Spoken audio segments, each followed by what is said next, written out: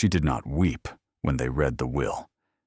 She had already decided, somewhere between the second glass of water she poured for herself in her sister's kitchen and the moment the lawyer cleared his throat for the third time, that weeping would give them exactly what they wanted.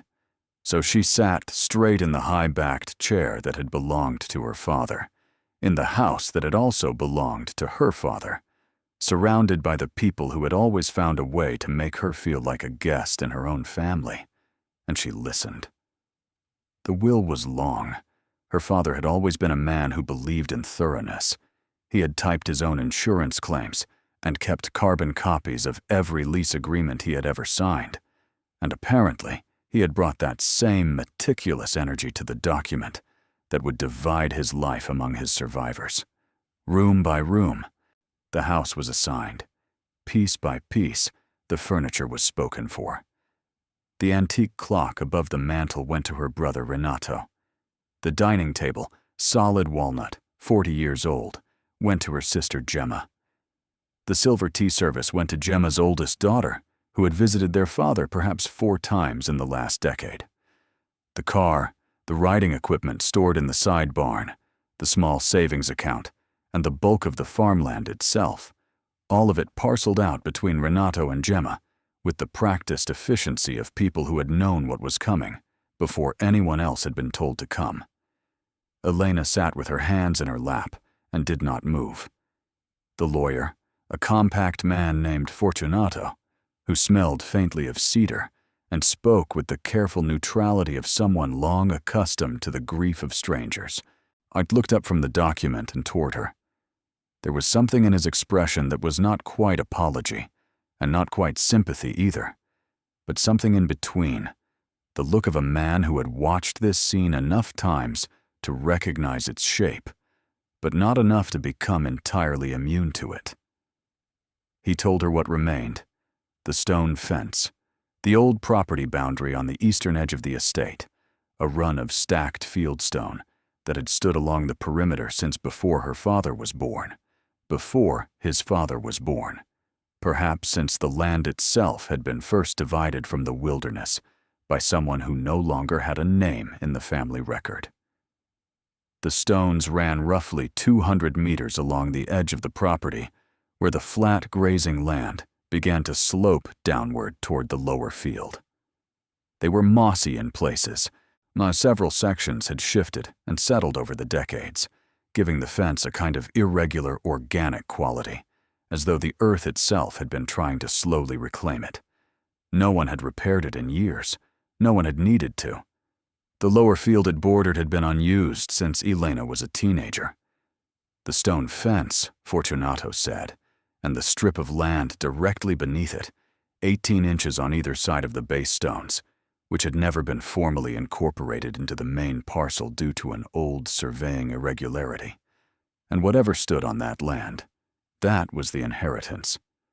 Renato laughed. It was brief and almost involuntary, the kind of sound that escapes before social training can stop it, and he covered it immediately with a cough and a studied look at the floor. Gemma did not laugh. She was too careful for that. But her face arranged itself into an expression Elena had known since childhood, a particular softness that was really a form of condescension, the look she gave waiters who brought the wrong order and salespeople who failed to understand her budget. Poor Elena, the look said, without saying it. Elena looked at neither of them. She looked at Fortunato, and she asked him to confirm the boundaries in writing, and she asked when she could have the official survey documents, and she asked whether any access restrictions applied to the land strip. He answered each question carefully, perhaps surprised by their precision.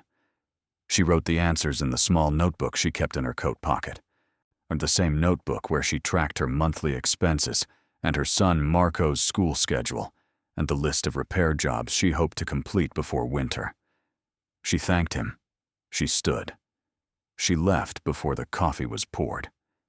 The drive back to her apartment was 40 minutes on a road she had traveled so many times, it no longer required conscious thought. She drove it the way she had learned to perform many of the mechanical rituals of her life, with her hands competent on the wheel and her mind somewhere else entirely. Marco was at school. He would be home by 4. She needed to stop for groceries, specifically the pasta he liked and the sauce she made from scratch on Sundays, because it was cheaper than the jarred kind, and he always asked if there was more. She had a repair estimate to finish for the Colombo family, whose kitchen pipes had been slow since autumn. She had a bill due in 9 days that she had been shuffling toward the back of her mental ledger since the first of the month. The stone fence. She had played along it as a child. She remembered that.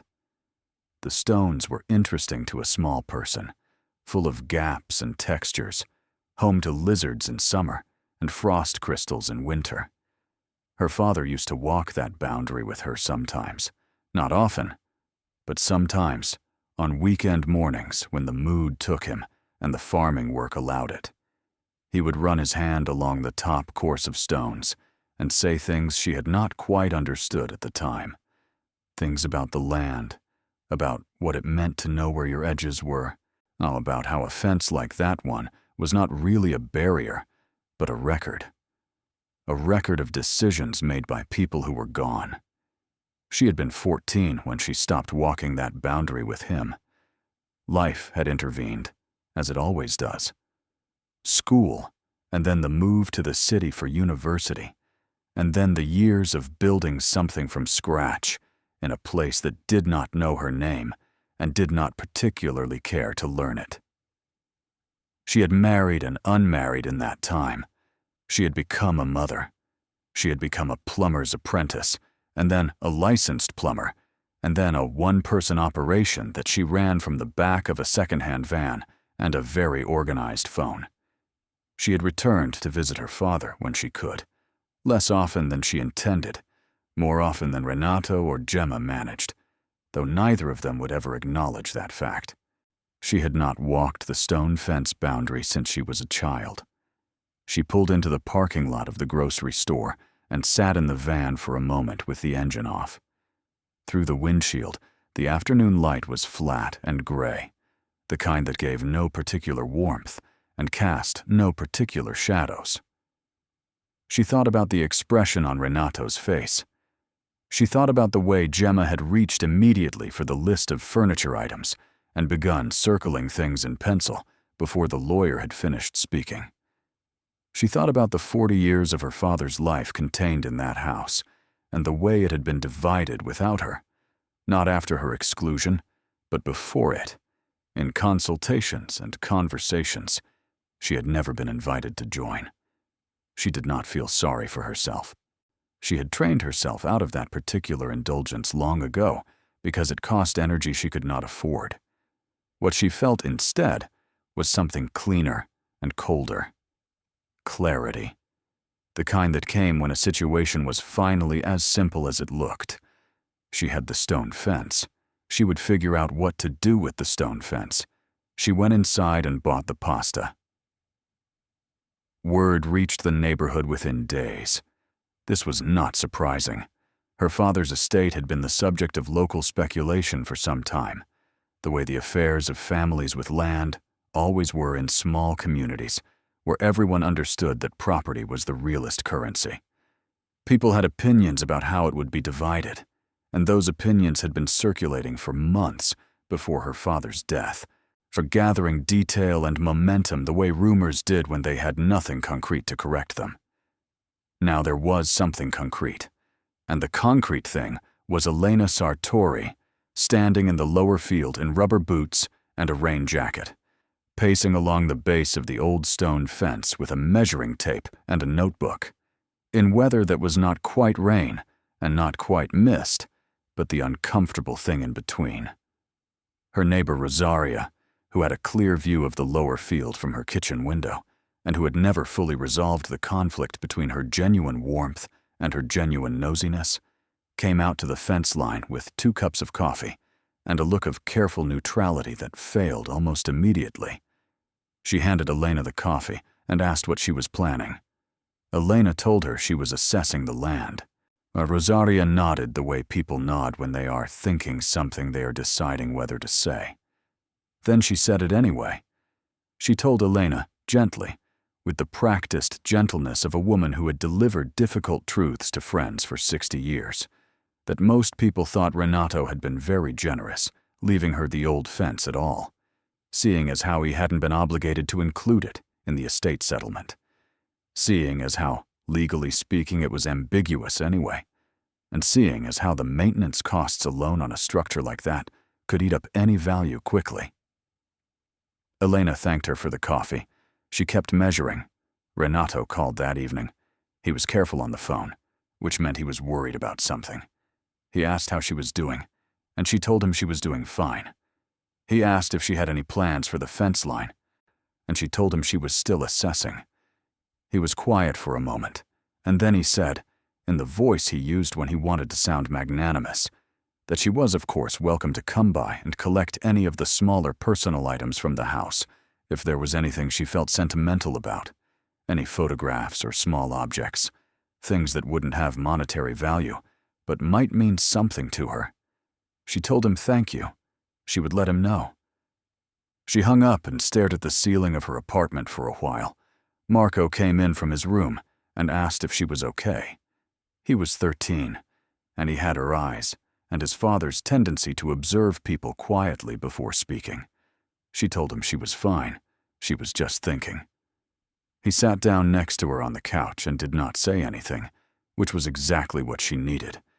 And she put her hand on his shoulder and felt the solid reality of him and thought about what she was going to do next. She had already begun researching. The stone fence dated to at least the mid-19th century, based on the survey maps she had pulled from the regional land registry. The original boundary marker documents, filed by her great-great-grandfather when the farmland was first formally registered, described a fence of fieldstone following the eastern edge of the parcel and noted it as a standing structure at the time of registration, which meant it was already old then, possibly significantly older. The land strip beneath it, 18 inches on each side, had never been incorporated into any formal parcel because of an irregularity in the original survey, to a measurement discrepancy that had simply been carried forward through every subsequent update without anyone thinking it worth resolving. It was worthless from a real estate perspective. Nobody had ever built on it. Nobody had ever planted it.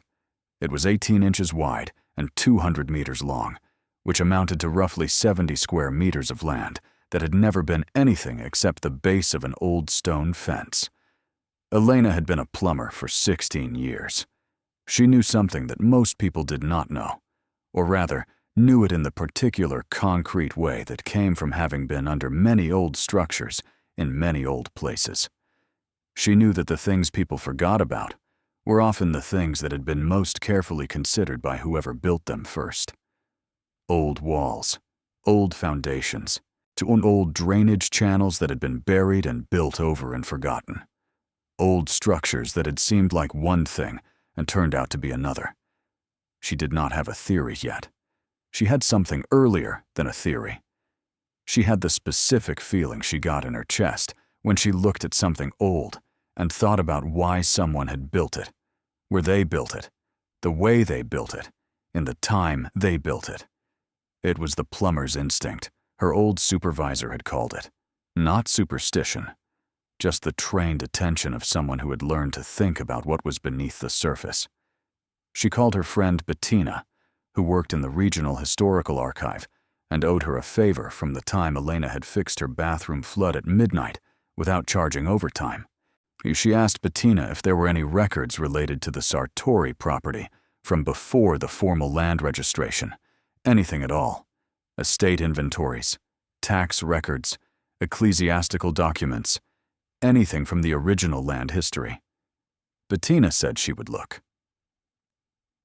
The first weekend she had free, she drove out to the lower field with Marco and a toolbox and the kind of careful plan that looked like no plan at all from the outside. Marco had been told they were going to do some work on the fence, which was technically true. He brought his school jacket and headphones, and the expression of a teenager who had agreed to this, mostly out of loyalty, and was reserving the right to be bored about it.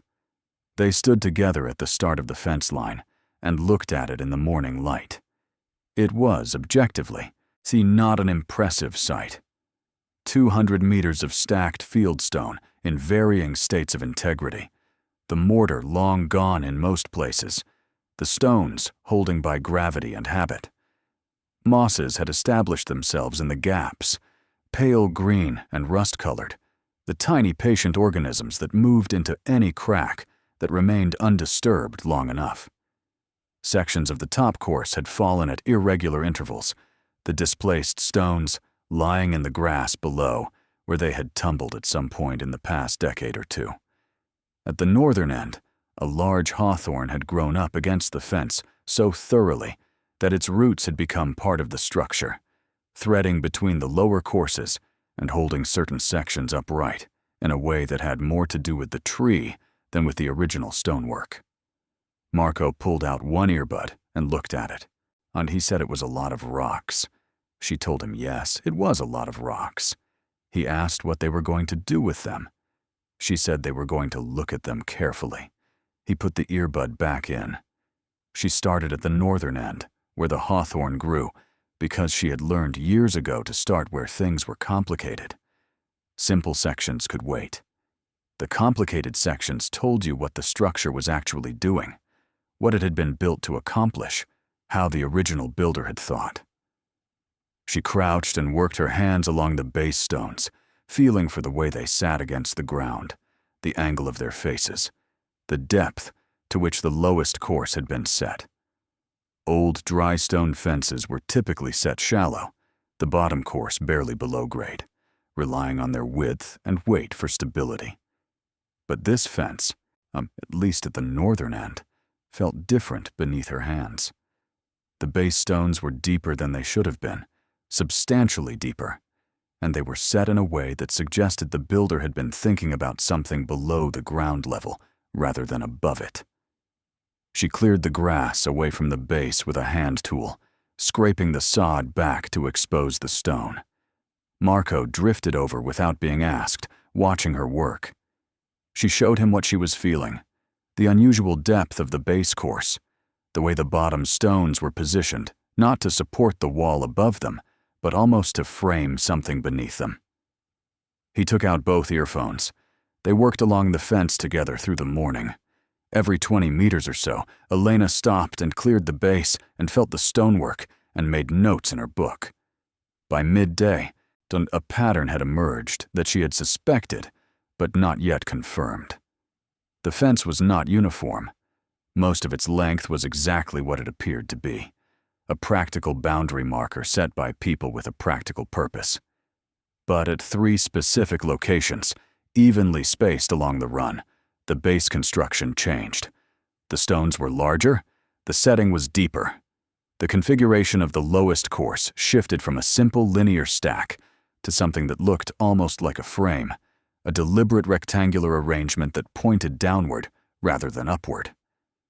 She stood at the middle of the 3 sections and looked at the fence, and then at the ground, and then at her notebook. The rectangle of larger stones was perhaps 1.5 meters long and 1 meter wide. The depth could not be determined without excavation.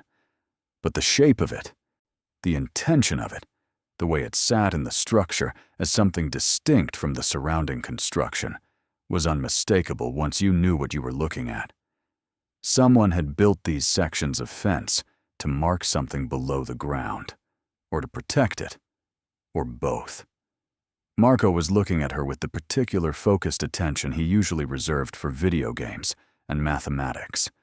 He asked her what she thought was under there. She told him she did not know yet. She told him they were going to be very careful and very slow and very thorough, and that they were not going to dig anything until she had done more research. She told him that old structures held surprises, and that surprises needed to be treated with respect. He nodded seriously. He asked if he could help with the research. She said yes. Bettina called on a Tuesday evening while Elena was under a kitchen sink in a house across town, attending to a slow drain with the patience of long practice. She let the call go to voicemail. She listened to it in the van afterward, still in her work gloves, the engine running for warmth. Bettina had found something. Her voice had a particular quality to it, the compressed excitement of a professional who had spent their career in archives learning to ration their enthusiasm because the public rarely shared it. But who had found something that broke through that training? She told Elena to call her back when she had a moment. She said the Sartori property had a longer history than the family probably knew. She said the original land, before the registration in the 1870s, had been part of a larger estate associated with a regional merchant family, and that the merchant family had a complicated story involving the period of civil conflict in the mid-19th century and certain assets that had been documented as hidden and never recovered. Elena sat in the van for a long time after the message ended. She called Bettina back. Bettina, to her credit, had already printed the relevant documents and organized them in a folder with labeled dividers. She was that kind of person. When Elena arrived at her apartment the following evening, the folder was on the kitchen table next to a pot of tea, and the unspoken understanding that this was going to take a while. The documents went back to 1848. The merchant family had been named Caradossi.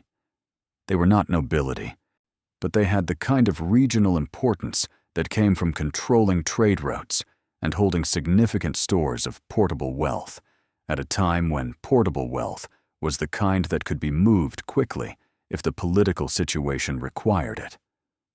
The historical record for that period was fragmentary, as it always was in regions that had experienced civil conflict, but the fragments that survived were suggestive. A notarized inventory from 1849 listed assets that had been removed from the main Caradossi residence before it was occupied by opposing forces.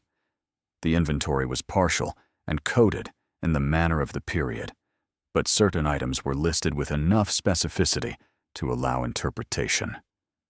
Coins, sealed containers, objects described in the register as being of significant weight and value.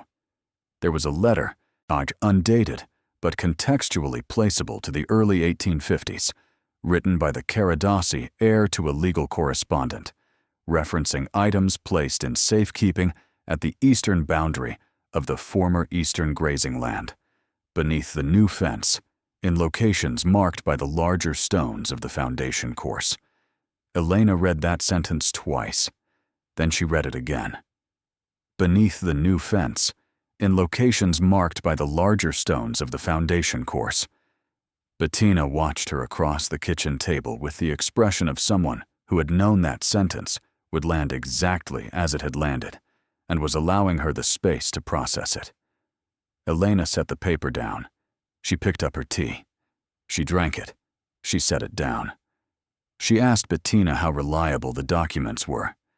Bettina said they were as reliable as anything from that period, which was to say that they were genuine, archivally authenticated, and consistent with other documentation of the Caradossi family's activities during that time. She said the items listed in the inventory had never appeared in any subsequent estate settlement, any auction record, any sale, any donation, or any official recovery report. She said that, according to what she could find, the Caradossi family line had ended with the death of the heir in the 1860s, without direct descendants, and the land had passed through several hands before eventually coming into her father's family in the early 20th century. Elena was quiet for a long time. She said, "Nobody has ever looked." Bettina said, "Not that I can find." Elena looked at the letter again. She looked at the phrase eastern boundary of the former eastern grazing land. She thought about the lower field, which had always been called the lower field, but which in the old documents she had pulled from the land registry had been labeled as the eastern grazing parcel. She thought about the 3 sections of anomalous stonework she had found, evenly spaced along the fence, each marked by the larger stones of the foundation course. Locations marked by the larger stones of the foundation course. She thought about her father, who had walked her along that fence on weekend mornings when she was small, who had run his hand along the top stones and talked about the fence as a record of decisions made by people who were gone. She wondered whether he had known. She thought probably not. Probably it was just what he said, because it was what he felt. Why, and what he felt was true, even without knowing the specific truth beneath it. She thanked Bettina. She paid for the tea and the printing costs, and refused to hear any argument about it. She drove home with the documents in a folder on the passenger seat, and her mind moving so quickly that she had to consciously slow it down, force it back to the road, back to the amber lights of the streets she knew, back to Marco, who would be asleep by now, with his textbooks probably still open on his desk. She parked and sat and breathed. She had a fence. She had a fence, and she had a letter, and she had 3 sections of large foundation stones, and she had 16 years of experience working under and around and through the structures that people built when they wanted to hide something from the world above. She went inside. She did not sleep well.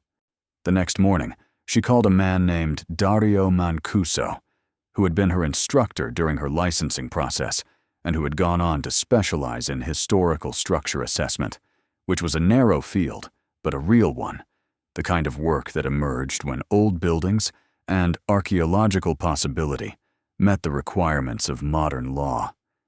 He was methodical, discreet, and he had worked on 3 excavations connected to historical estate property in the past decade. She told him she had a fence she needed him to look at. He said he was interested. She told him she needed him to be discreet. He said he was always discreet. She told him the history. He listened without interrupting, which was one of the things she had always appreciated about him. When she finished, he was quiet for a moment. And then he said that if the documents were authentic and the stonework matched the description in the letter, he thought there was a real case for careful excavation. He said they would need to follow the proper protocols for potential archaeological finds, which meant notifying the regional authority once there was material evidence, but that preliminary assessment of the land was within her rights as the property owner. She told him she understood the protocols. She told him she needed to know what was there before anyone else did. He understood what she meant. He said he could be there Saturday. She called in 2 repair jobs that week and kept one, the Colombo kitchen, because she needed the income and because work steadied her in the particular way it always did, by requiring her full attention for defined periods and leaving her no mental space to spiral. She measured the kitchen and sourced the parts and spent 4 hours on her back under the cabinets on a Wednesday afternoon. And when she emerged, the pipes were correct and the water ran clean, and she felt the small, clean satisfaction of a problem solved. Then she drove to the lower field in the early evening and walked the fence again alone. It looked exactly as it had looked before. Stones and moss and the low autumn light coming in at an angle that made the east-facing surfaces glow faintly. The hawthorn at the northern end moved in the wind. Somewhere in the upper field, her brother's new tenant farmer was running machinery, the distant sound of it carrying across the flat land like a rumor. She stood at the middle section, the one she had assessed most carefully, and looked at the large foundation stones. They were unremarkable to look at. That was the point. They had been chosen to be part of a fence, to look like part of a fence, to sit there for decades and generations and present themselves as exactly what they appeared to be. The person who placed them had been thinking about time, had been thinking about the people who would come after, who would not know, who would walk past them, or sit on them, or measure them with tape for some mundane legal purpose, and see only old stones in old ground. She crouched and placed both hands flat on the top of the largest stone, the way her father had done, the way she had watched him do it when she was small enough to reach only the second course from the top. The stone was cold and rough and enormously solid. It had been here for 170 years at minimum. It had been here through wars and changes of government and the deaths of every person who had ever known what it was marking. She thought about those people. She thought about the Caradossi heir writing his careful letter to his legal correspondent. She thought about what it meant to hide something and trust time and hope that the right person would eventually come along. She thought about the look on Renato's face when the lawyer said the words, "stone fence." She stood up and walked back to her van. Saturday was 4 days away. She had work to do. Dario arrived on Saturday morning in a truck that was older than her van but better maintained, which told her something about his priorities that she already knew from working with him before. He had brought a young colleague named Susie, who handled the technical documentation and spoke very little but watched everything, and a set of equipment that was modest but precisely chosen.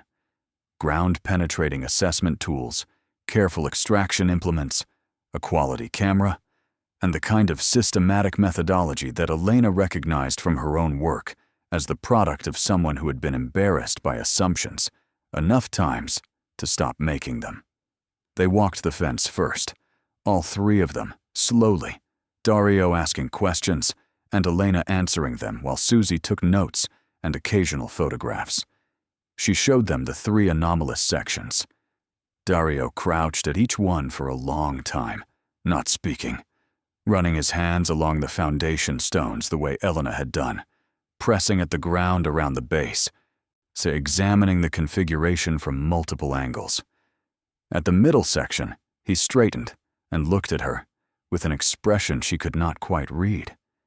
He said the stonework was unusual. She said she knew. He said the foundation depth at this section was substantially greater than the surrounding fence, which meant whoever built it had invested significantly more labor and material into this specific location than the construction of a simple boundary marker would require. She said she knew that too. He said they would start with the ground assessment.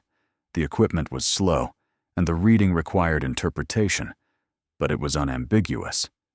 Beneath the middle section, at a depth of approximately 1.5 to 2 meters below the current ground surface, the instrument registered a cavity, not a void, not merely the gap between soil compositions that old foundations created, but a contained space with dimensions that the equipment could sketch only imprecisely but suggestively. Roughly rectangular, roughly 2 meters by 1 meter by approximately 0.7 meters in height. A container. A sealed container, buried beneath the large foundation stones of a 19th century fieldstone fence on the eastern boundary of what had once been a merchant family's eastern grazing land. Dario looked at the reading for a long time. Then he looked at Elena. He said, "You need to call the regional cultural authority before we go further." She said, "I know," he said. "This is beyond preliminary assessment." She said, "I understand." He said, "This is going to become a process, Elena. It may take time. There will be oversight. It won't be simple." She looked at the ground. She looked at the stones. She thought about 170 years. She said, "I know how to wait." She pulled out her phone and made the call. The Regional Cultural Authority sent an inspector within the week. His name was Fossati, and he was somewhere in his 50s, with the manner of a man who had been disappointed by preliminary findings before, and was not going to allow himself to be excited by this one until the evidence earned it. He walked the fence with the same slow attention Dario had used, read the ground assessment results twice, reviewed the historical documents Bettina had found, and then stood for a long time at the middle section looking at the stones. He asked Elena how she had come to own this specific piece of land. She told him about the will. He asked whether she had any prior knowledge of the historical documents before the settlement. She told him no. He looked at her in the way that inspectors and officials often looked at her, assessing, calibrating, trying to determine whether she was exactly what she appeared to be or something more complicated.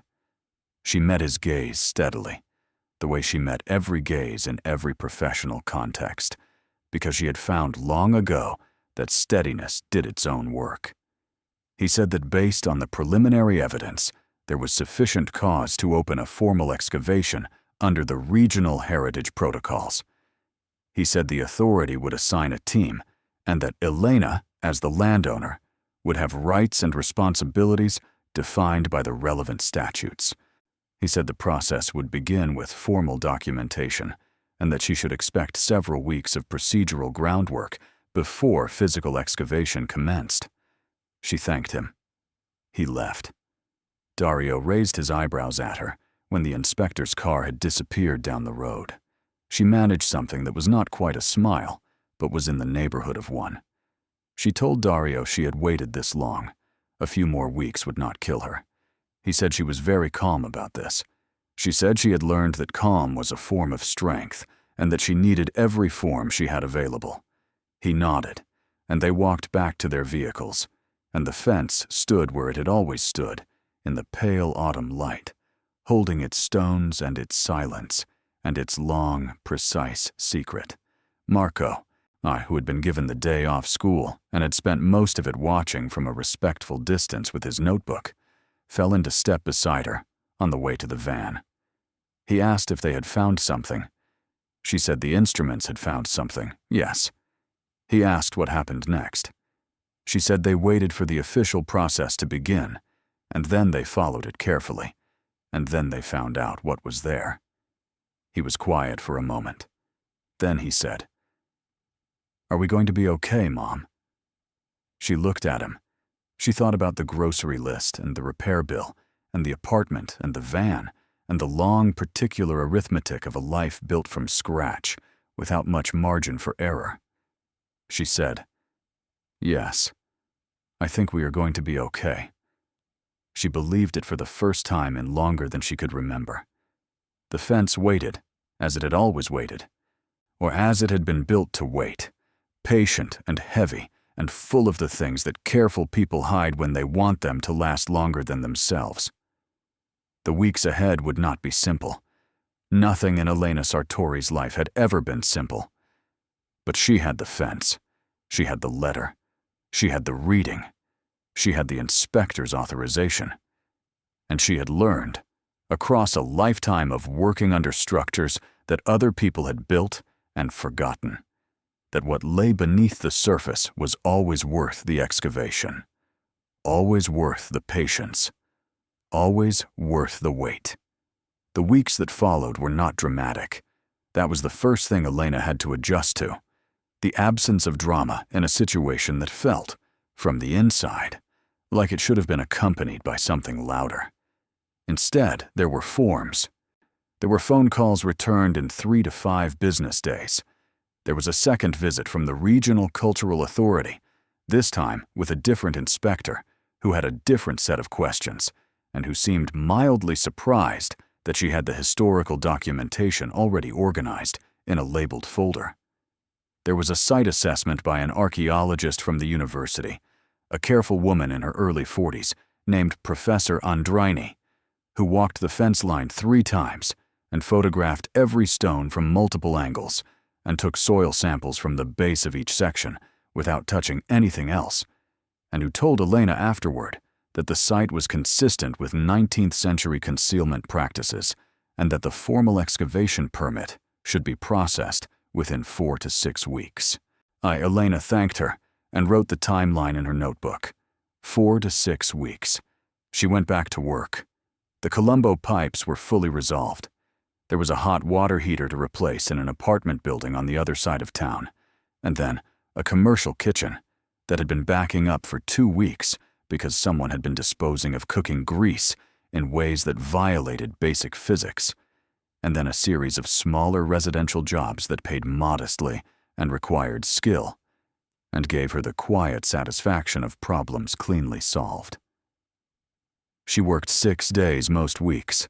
She drove Marco to school in the mornings and picked him up when her schedule allowed, and otherwise relied on the arrangement she had with his school friend's mother, a reciprocal system built on trust and occasional home-cooked meals. She told no one about the excavation except Marco and Bettina and Dario, and she told each of them only what they already knew. She had learned something important in the years since her marriage ended, which was that speaking about uncertain things too early gave other people the opportunity to shape them before they were ready to hold their shape. The fence and its contents weren't ready. The process wasn't ready. She wasn't, if she was honest, entirely ready either. She drove past the lower field sometimes in the evenings, not stopping, just passing on the road that skirted the edge of the property. The fence was visible from the road if you knew where to look, a dark, irregular line against the grass, unremarkable to anyone who had not spent time with it. She had spent enough time with it now that she could identify the 3 sections from a distance without conscious effort, the way a reader recognizes a familiar sentence even when it's surrounded by unfamiliar text. Renato called twice more during those weeks. The first time he asked again about personal items from the house, this time more specifically, mentioning photographs from the front room and a set of wooden storage boxes from the pantry. She said she would come by when she had a free afternoon. She did not specify when. The second time he called, he mentioned almost in passing, in the tone of someone raising a topic they have been thinking about for much longer than the casualness implies, that he had spoken with a land consultant about the fence line. He said the consultant had suggested that the surveying irregularity might actually be resolvable, that there was a process by which the 18-inch strip could be absorbed into the main parcel, standardizing the boundaries, and that it would be cleaner for everyone, administratively speaking, if the land records were unified. She told him she was not interested in transferring anything. He said, of course, he understood. He was just mentioning it as an option.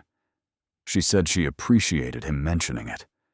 There was a pause in the conversation of the kind that happened when 2 people understand each other precisely. He said goodbye. She put her phone down and looked at the ceiling and breathed. The excavation permit arrived on a Thursday in early November, 31 days after the application had been filed. Elena read it twice in the parking lot of the hardware store, where she had stopped for copper fittings, sitting in the van with the engine off and the permit on the passenger seat, and the particular feeling in her chest that came when something she had been holding at a distance finally arrived. She called Professor Andreini, who said she had also received the notification and could begin the following Monday. She called Dario, who said he would be there. She called Bettina, who said she was coming whether she was invited or not, and that she was bringing a thermos of decent coffee, because fieldwork deserved decent coffee. She called Marco and told him there was news. He was in class, so the call went to voicemail, and she said only that things were moving forward and that she would explain when she picked him up. Then she sat for another minute. Then she started the van and drove to her next job. Monday came with heavy gray skies and the kind of cold that was not yet winter, but was practicing. The lower field was damp, the grass flattened by recent rain, the stones of the fence dark with moisture. Professor Andreini arrived first with 2 graduate students, both young, both serious, in the particular way of people who understood they were participating in something they would describe for a long time.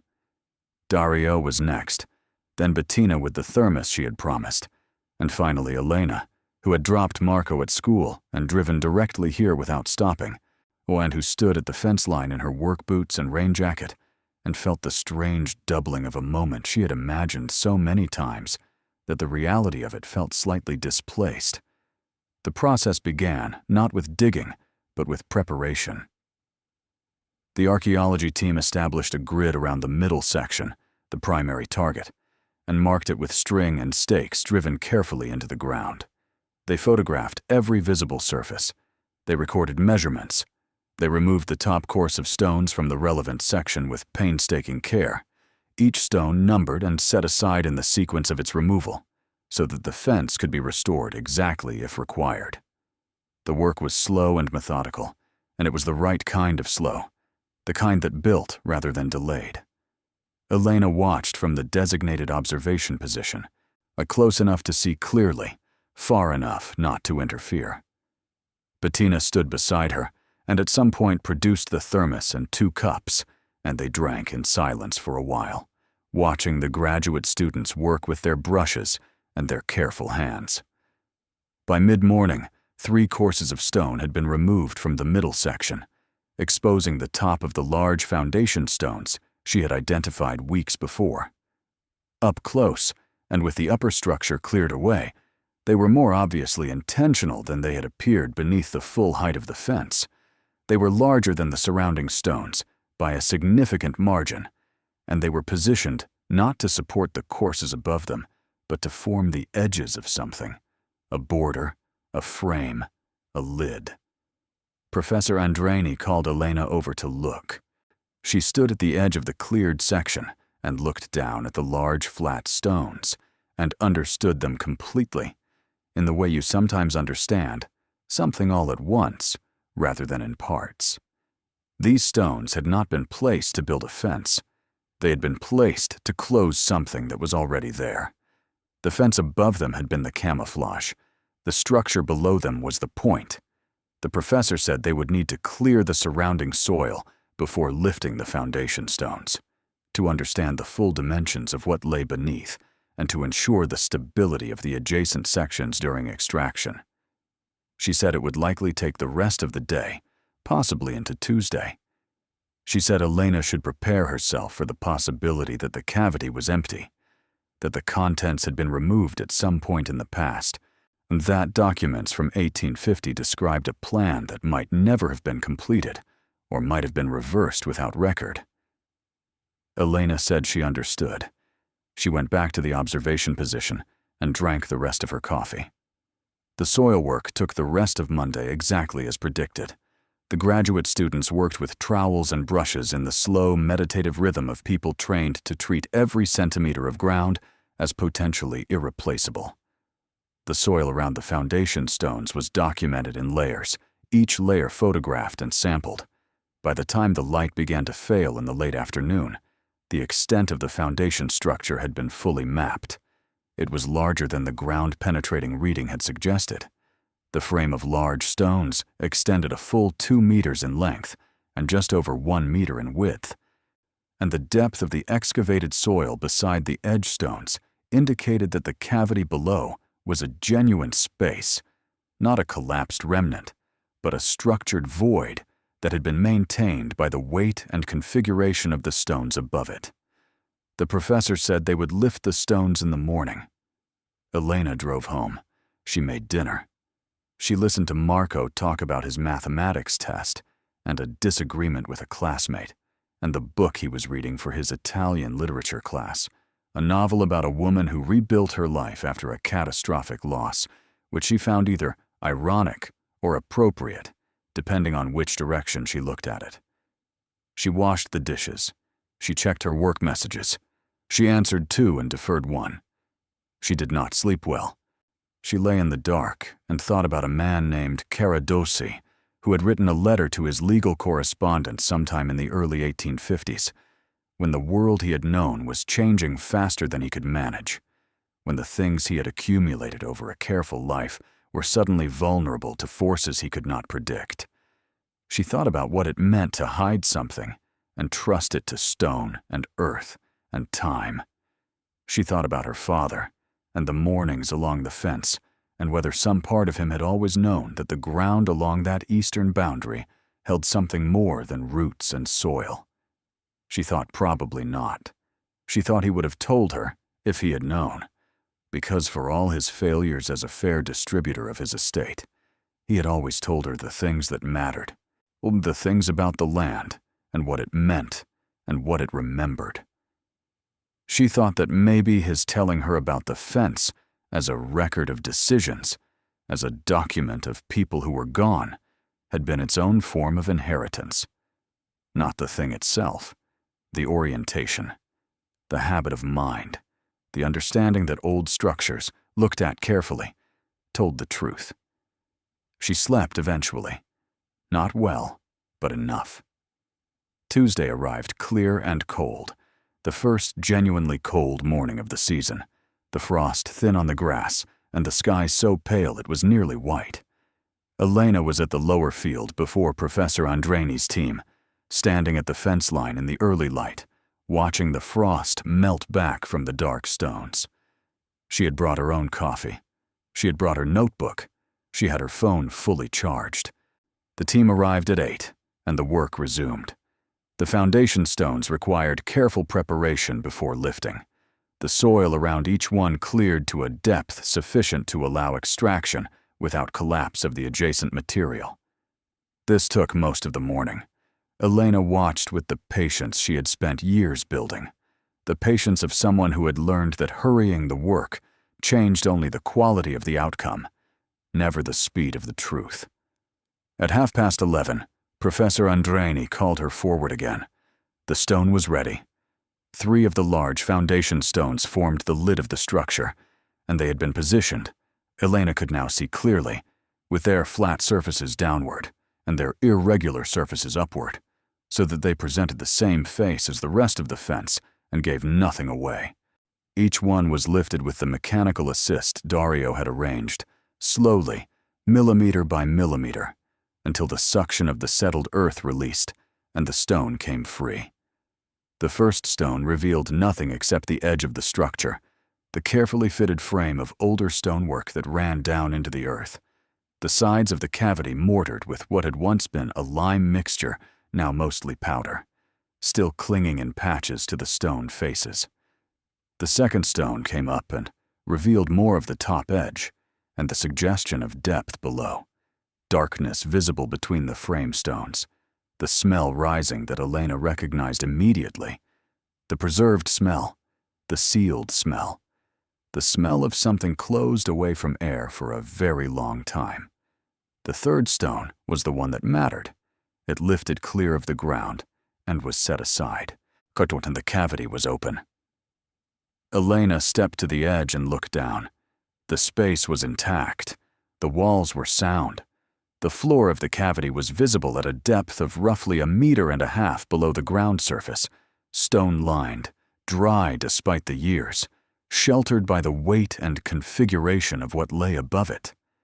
And on the floor of the cavity, arranged with deliberate care, were objects. She could see from the angle she stood at a series of forms that her mind tried to process before she would let it. She had told herself repeatedly that the cavity might be empty. She had prepared herself for disappointment the way she prepared for every disappointment, by looking at it directly and understanding that it would not destroy her. But the cavity was not empty, and the objects on its floor were not ambiguous. There were vessels, clay and metal both, sealed with original closures, their surfaces dark with age, but their integrity visibly maintained by the cold and the dryness of the enclosed space. There was a wooden chest, iron-banded, its lid secured with a mechanism she could not assess from above. There were wrapped objects, their coverings a coarse fabric now stiffened with time, their shape suggesting the specific density of metal rather than the irregularity of organic material. And along the far wall of the cavity, stacked with the same deliberate care as the stones above them, were what appeared to be leather-bound containers, their surfaces cracked but intact, their forms suggesting documents or flat valuables stored in protective cases. Professor Andreini was beside her, speaking quietly in the technical language of her field, noting the condition of the materials, the visible preservation state, the need for controlled extraction. The graduate students were photographing from every angle, their cameras quiet and methodical. Dario had moved to Elena's left shoulder at some point and was looking down with an expression she had never seen on his face before. Bettina had both hands over her mouth. Elena stood still. She stood still for a long time, looking down into the cavity, at the objects placed there by hands that had been dust for 150 years, placed with care and with hope and with the specific faith of someone who believed the future deserved to know what the present was hiding. She thought about the letter. She thought about the inventory. She thought about portable wealth. She thought about the word significant. She thought about Marco. So Professor Andreini touched her arm gently and said they would need to proceed with the controlled extraction protocol, that the items would be removed to the university's conservation facility for initial assessment, that Elena would be notified of every step and would maintain her legal status as the landowner throughout the process. She said that the materials were clearly of historical and potentially significant material value, and that the proper authorities would need to be engaged, but that Elena's claim was well documented and her rights were clear. Elena said she understood. She asked if she could have a moment. The professor said, of course. Everyone stepped back, not far, but enough. Elena crouched at the edge of the cavity. The cold came up from it, not unpleasant, just the honest temperature of the earth at that depth. She looked at the sealed vessels, the wooden chest, the wrapped forms, the leather cases. She looked at the way they had been arranged, not carelessly, not hastily, but thoughtfully.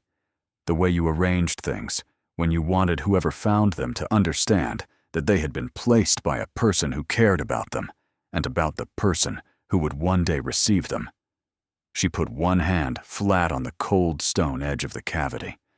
She said quietly, to no one in particular, or perhaps to someone very particular, someone specific and long gone, I see you. Then she stood up and turned to Professor Andreni and said they could begin. The extraction took 2 full days. Each item was cataloged before it was touched. Each was photographed from multiple angles in its original position, its relationships to the surrounding objects documented, its orientation noted. The team worked with the careful, unhurried precision of people who understood that the first removal was irreversible, and the documentation was therefore the thing that would last.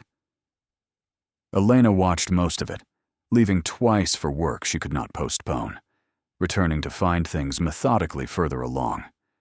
The wooden chest came out on the first afternoon. It was heavier than it looked, which was itself a form of information. The iron bands held. The closure mechanism had corroded, but not failed. It was transported with a support structure to prevent stress on the wood, which had dried over the decades into a rigidity that was stability and fragility simultaneously. The wrapped objects came out next, each one handled as if the coarse fabric might disintegrate at the wrong pressure, which it might. Their shapes, under the hands of the archaeologists, confirmed the hypothesis of metal content, dense and evenly distributed in the smaller ones, irregular and heavier in the larger.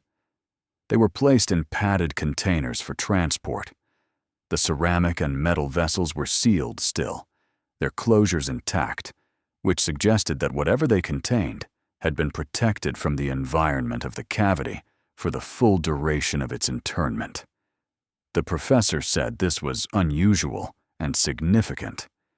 She said the seal quality indicated someone with knowledge of storage, someone who had thought carefully about preservation. The leather cases from the far wall were the last to come out, and they came out as intact as anything could be after a century and a half in the earth. They were stiff, but not destroyed. Their contents shifted when handled, a flat sliding resistance that confirmed the hypothesis of documents or flat objects stored against the interior surface. By the end of the second day, the cavity was empty. Elena stood at its edge one final time and looked down at the clean stone floor, the walls that had held their shape through everything, the space that had been sealed and preserved and kept its secret for 170 years, while the world above it changed beyond recognition. Then she helped Dario begin the process of replacing the foundation stones. The conservation facility at the university was a series of controlled rooms that smelled of chemicals and careful work, the opposite of the field site in every sensory respect, but identical in intention. Professor Andreni arranged for Elena to be present for the preliminary assessment, which happened the following week, and which was conducted with the same methodical patience as the excavation, but in a warmth that Elena found almost disorienting after the cold field days. The wooden chest was opened first, by a conservator named Bossy, who had been doing this kind of work for 20 years, and whose hands were steadier than anyone else's in the room. The closure mechanism yielded to careful manipulation, the corroded metal persuaded by tools designed for exactly this kind of persuasion. Then the lid lifted. Inside, packed in layers of material that had once been cloth and was now a consolidated mass of fibers, were coins. Not a few coins, not a curiosity. Coins in quantity, in variety, in the specific accumulation of someone who had been collecting portable value across a period of years and who had known enough to choose forms that would endure. Gold predominated. The coins were of multiple origins: Italian states, Austrian Empire, French Empire, the overlapping jurisdictions of a mid-19th century region that had been contested territory for decades.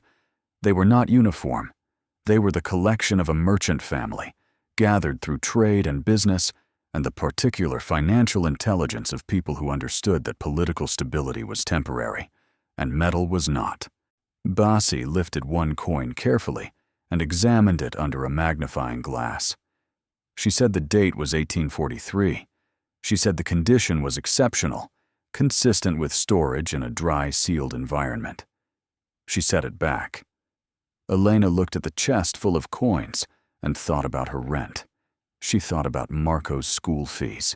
She thought about the van, which needed work she had been deferring. She thought about these things, not as they related to the coins, because she did not yet know how they related to the coins, but as the specific shape of the life she had been maintaining with such careful effort for so long that maintaining it had become its own kind of discipline. The wrapped objects were assessed next. The smaller ones, unwrapped with the same painstaking care, revealed gold bars. Not large, not the theatrical ingots of popular imagination, but practical bars of the kind produced by commercial refiners for merchant use, each one stamped with marks that Bossy said were consistent with mid-19th century Italian and Austrian assay houses. There were 11 of them, distributed across 3 wrappings. Their weight was measured precisely and recorded.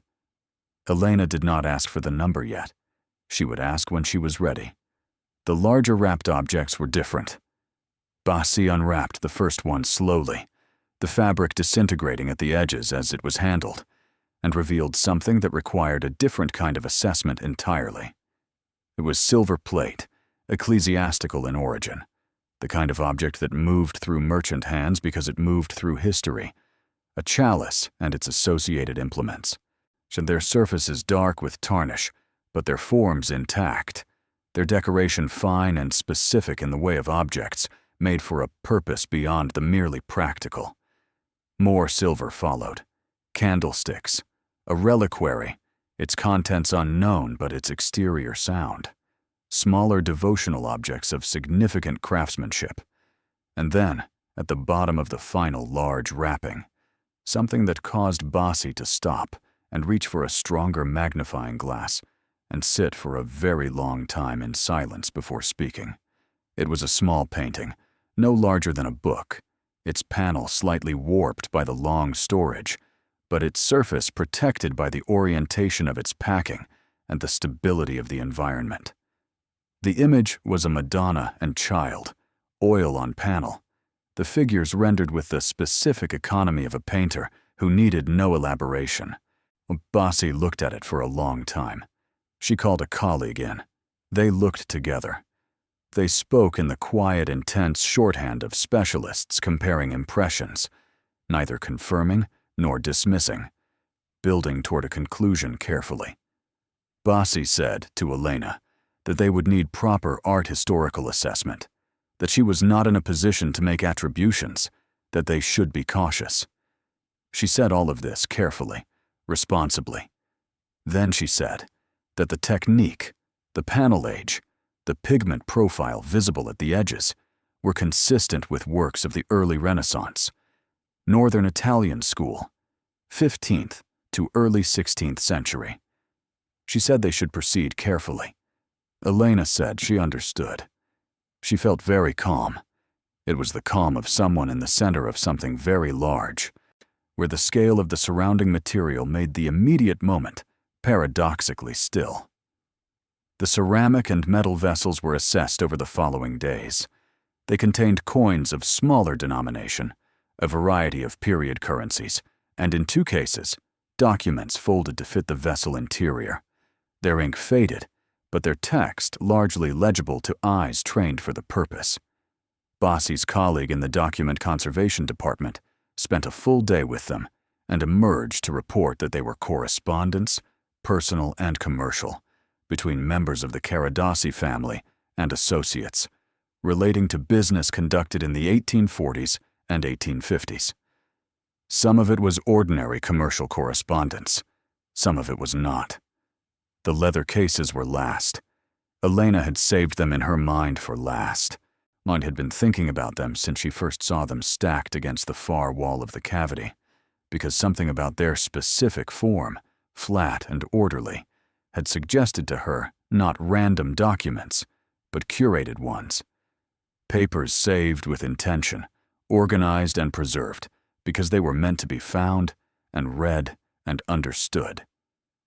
The cases were opened in the document conservation room, with the light controlled and the humidity monitored, and the hands of the specialist very slow and very certain. The leather yielded. The contents were laid out flat on the examination surface. They were papers of title, property documents, formal and witnessed, relating to the Caradossi estate and its various components. Deeds, registration records, a formal inventory of the estate assets as of 1849, a more complete than the fragment Bettina had found in the regional archive, this one a full accounting. And behind it, carefully wrapped separately, a document that the conservator handled with particular care, and which she read twice before looking up. It was a statement of intent, handwritten, signed, witnessed by 2 names Elena did not recognize, and dated to the autumn of 1851. It stated, in the formal language of the period, that the Caradossi heir had placed the contents described in the attached inventory in safekeeping at the location described, and that his intention was for the materials to pass, upon discovery, to whoever held legitimate title to the land on which they rested, as compensation for the care and maintenance of the land itself, which he could no longer provide. To whoever held legitimate title to the land on which they rested. Elena read it twice. She read it 3 times. The conservator said she would need to have the document assessed by a legal historian as well as a materials conservator to confirm its authenticity and its contemporary legal status. She said it was a remarkable find. She said the intention behind its preservation was quite clear. Elena sat down. She had not intended to sit down. Her legs made the decision independently. She sat in the chair that someone pulled over for her in the controlled light of the conservation room, and she looked at the document on the examination surface, the document that a man had written in the autumn of 1851 when he was trying to do the right thing by the only means available to him, which was to trust the earth and the stone and the long patience of time. She thought about Renato. She thought about Gemma. She thought about the high-backed chair she had sat in, straight and still, while the lawyer read out the will.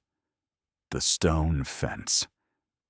She thought about all of it, and she sat with it, and eventually she breathed, and she stood up. She thanked the conservator. She went outside into the cold air and stood on the university steps and called Marco. He answered on the 2nd ring. She said, "Marco." "I need to tell you something," he said. "What is it?" She said, "Things are going to be different now.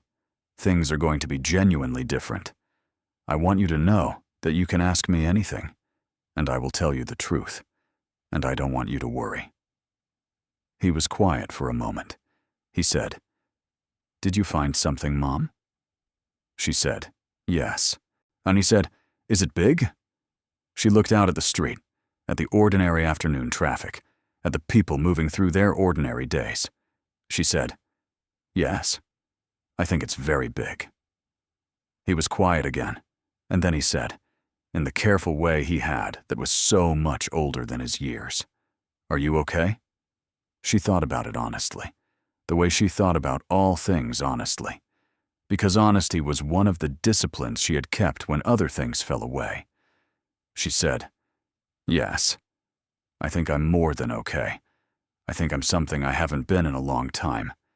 He asked what that was. She said, "Safe." She heard him exhale, a long, slow breath, and she understood that he had been carrying something too, all this time, in the way that children carried things they were not supposed to know were heavy. She said she would be home by 6. She said she would make the pasta. She said they would talk about everything. She put her phone in her pocket and stood on the steps for another minute, in the cold that was properly winter now, the first real winter cold of the season, the kind that arrived honestly without pretending to be anything else. Then she went back inside, because there was more work to do, and she had always known how to do the work.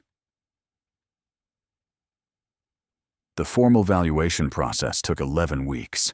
11 weeks of specialists and assessors and legal consultants and cultural heritage officials, of documents reviewed and provenance established, and questions answered and answered again from different angles, by different people, with different acronyms after their names. For Elena attended every meeting she was required to attend, and many she was not. She answered every question carefully and completely, and without embellishment, because she had learned long ago that the truth was its own best argument. She continued to work through all of it. The plumbing work did not stop, because her circumstances were changing. The Ferraro building needed its heating system assessed. A restaurant on the Via Cavour had a drainage problem that had resisted 2 previous attempts at resolution, and yielded to Elena on a Thursday afternoon in 40 minutes, to the visible relief of the owner. She sent Marco to school and picked him up and made dinner and helped with homework and lived the life that had been her life for years, in all its specific and demanding and occasionally beautiful ordinariness. She told no one beyond her original small circle, not because she was keeping a secret, but because the process wasn't yet resolved, and because she had no interest in the kind of attention that would follow if the story got out before she was ready. She had enough experience of the way her family had always managed information to know that the only protection she had was timing. She spoke to a lawyer, not Fortunato, who had read her father's will with his cedar smell and his careful neutrality, but a woman named Avocado Conti, who came recommended by Dario, and who had handled heritage property disputes before, and who sat across from Elena at their first meeting and listened to the full account without expression, and then said that Elena's position was unusually strong, that the combination of documented title, the statement of intent from the original depositor, and the archaeological authentication of the find created a legal foundation that would be difficult to challenge. She said, "Difficult, but not impossible." These things were always complicated. Elena said she understood complicated. Avocado Conti said she believed her. The preliminary valuations arrived in stages, each one creating a new adjustment to what Elena had already known would be a large number, but had not allowed herself to specify, because specificity without confirmation was its own kind of risk. The coins were valued first. The gold coins alone, assessed individually and in aggregate, totaled a figure that required Elena to read it 3 times to integrate it. The gold bars followed. The silver objects came with a parallel assessment from the Cultural Heritage Authority, which had a claim on certain categories of ecclesiastical material, a complication that Avocado Conti navigated with the efficiency of someone who had seen this complication before. The painting remained to be fully assessed. The art historical specialist brought in from outside the region, a man who had written extensively on early Italian panel painting and who examined the work for 2 days before producing his preliminary report, said that the attribution he was prepared to offer provisionally was consistent with the circle of a painter whose name, when he spoke it, caused the conservator beside him to put down her pen very slowly. He said he required further confirmation. He said the technical analysis was suggestive but not yet definitive. He said the condition of the work, given its storage history, was extraordinary. So he said he had examined perhaps 4 works of comparable quality and potential attribution in his career, and that in each case, the final confirmed value had exceeded the preliminary estimate substantially. He was careful and thorough and extremely precise. He said a figure. Elena sat with that figure for a long time afterward, in the car, with the engine off, watching the winter light work itself across the dashboard. The figure he offered was preliminary and conditional, but it was not small. It was not small in the way that certain things are not small, that are in fact so far from small that the word stops meaning anything useful. She sat with it until she could hold it without her hands shaking. Then she drove home and made dinner. The full aggregate valuation, arrived at after 11 weeks of process, incorporated the gold coins, the gold bars, the silver ecclesiastical objects, the ceramic vessels and their contents, the period currencies, and the painting, assessed at its preliminary provenance level, pending full confirmation of attribution, which the specialist indicated was likely to arrive within 6 months. The number was 289 million euros. This was the preliminary aggregate valuation. The final number, accounting for the painting's full attribution once confirmed, would be higher. Avvocato Conti told her this in her office on a Thursday afternoon, with the winter light coming in, clean through the window, and 2 cups of coffee on the table between them, going cold. She read out the number from the formal assessment document, and then she looked at Elena and waited. Elena looked at the number. She had been telling herself for weeks that whatever the number was, she would receive it calmly. She had rehearsed calmness the way she rehearsed difficult repair jobs, by going through the sequence in her mind enough times that the execution became automatic. She had thought about her father's will, and Renato's laugh, and the lawyer's carefully neutral face, and the strip of land 18 inches wide on either side of an old stone fence, and she had thought about all of it, and told herself she would be calm. She was not calm. She sat very still, which was different from calm, and she looked at the number, and she felt something move through her that was not easily named. It was not joy, though joy was in it. It was not relief, though relief was in it. It was the specific feeling of a long-held posture finally released, the feeling in a muscle that has been braced against something for so long that it has forgotten what it is to rest. It was the feeling of a woman who had been holding the shape of her life together by sheer will for 16 years, finally allowed to put it down, not to abandon it, but simply to set it down and breathe. She sat with it for a full minute. Avvocato Conti waited because she was good at her work, and she had learned when waiting was the right thing. Elena said, "What happens next?" Avvocato Conti said that legally the process would involve resolution of the Heritage Authority's claim on the ecclesiastical objects, to which she estimated would result in a settlement that assigned most, but not all of the silver, to public cultural custody in exchange for a formal valuation payment. She said the coins, the gold bars, and the painting, once attribution was confirmed, were Elena's without complication, as private portable assets, deposited by a private individual on private land. She said the statement of intent was as clear a legal document of gifting intent as she had encountered in this type of case, and that the authentication of its provenance had been thorough. She said, "You are going to be a wealthy woman, Elena." Elena looked at the window. She looked at the cold afternoon light. She said, "I know that Marco needs university. I know that I want to do something for Bettina, so I know that there are families in this town who need things I could provide without them noticing where it came from." Avocado Conti smiled.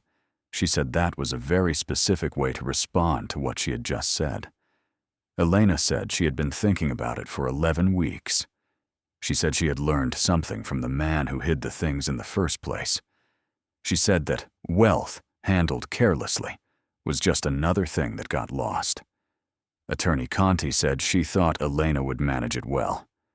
Elena picked up her coffee, which was cold, and drank it, because she had never been the kind of person who wasted things. She said, "When can we proceed?" Avocado Conti said, "As soon as you're ready." Elena said, "I'm ready." Outside, the winter afternoon had gone dark while they sat, the city lights coming on one by one, the street below the window filling with the ordinary movement of people on their way to the ordinary places their lives required them to be. Elena watched it for a moment through the glass. All of it, the light and the movement, and the unremarkable surface of a world that had not changed in any visible way, but that felt, from where she sat, entirely new. Then she picked up her pen. Renato found out on a Wednesday. She had not planned it for a Wednesday specifically. She had not planned the timing at all, in the sense of choosing a moment for effect. She was not that kind of person, and had never wanted to be.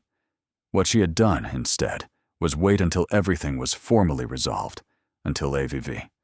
Conti had filed the necessary documents, and the Heritage Authority had reached its settlement, and the valuation was official rather than preliminary. And then she had called her brother and asked if she could come by the house that weekend. He said, of course. He said she could finally pick up those personal items. She said she would see him Saturday. But news did not observe the schedules she set. It moved through the channels it found, and the channels it found were the ones that had always moved information in small communities, the professional networks, the administrative corridors, the specific way that a significant heritage discovery in a regional context attracted attention from people who then told other people. She got a call from Bettina on Wednesday morning, while she was cutting pipe in a bathroom in the Monteverde apartment building, the sound of the cutter loud in the tiled space. She stepped out into the hallway to hear. Bettina said the Regional Cultural Authority had issued a press statement about the Caradossi find. She said it was a routine institutional communication about a heritage discovery of significance, naming the location, the approximate period, and the nature of the materials. It did not name Elena. It named only the estate property, which was enough for anyone who knew the area. Elena said, "Thank you." She went back to the pipe. By Thursday, she had received 4 messages from numbers she did not recognize, and 2 from people she had not spoken to in years. She did not respond to any of them. She received a message from Gemma that said only, "Is this about the fence?" She responded that she would speak to Renato and Gemma together on Saturday as planned, and that she would explain everything then. Gemma responded within 4 minutes, with a message that was longer than anything she had sent Elena in the past 2 years. Elena read it once, set her phone face down on the kitchen table, and finished making dinner. Saturday arrived with the specific quality of a day that knows it is being waited for. The sky was clear and cold, the kind of winter clarity that made everything look sharp and recent.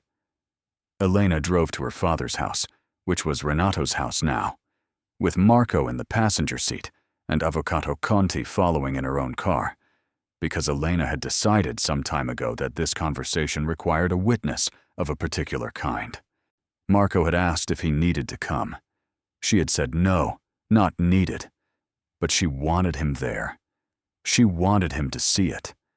Not for any dramatic reason, but because she had spent 13 years showing him what it looked like to build something from very little with a great deal of work, and she thought he deserved to see what happened when that work arrived at its destination. He had said okay, and had brought his book. The house looked as it always had from the outside, The paint was beginning to need attention on the south-facing wall, something their father had noted and deferred for 3 years before he died. Elena noticed it from the car with the automatic observation of someone who assessed structures for a living. She did not remark on it. Renato opened the door before she knocked, which meant he had been watching for her. He looked the way people looked when they had been trying to manage something internally for several days and had not entirely succeeded. He was composed, but the composure had the quality of a thing carefully arranged, like objects set on a table before guests arrived. Gemma was already there, seated in the front room in the chair that had been their mother's, with a cup of coffee she was not drinking, and an expression Elena recognized from decades of family occasions as the one Gemma wore when she was trying to determine the nature of the terrain before committing to a position. Elena sat on the sofa. Marco sat beside her and opened his book with the quiet self-sufficiency that she had always loved about him.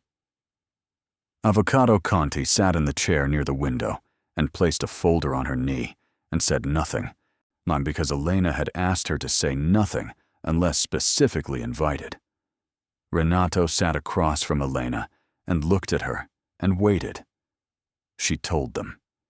She told them the full account, from the beginning, from the day of the will reading, from the measuring tape in the lower field in the mist, from Bettina and the historical archive, from Dario and the ground assessment, from the excavation permit and the careful weeks of process, and the opening of the cavity and the objects on its floor.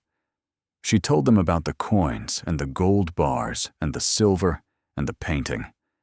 She told them about the statement of intent and what it said and who it designated.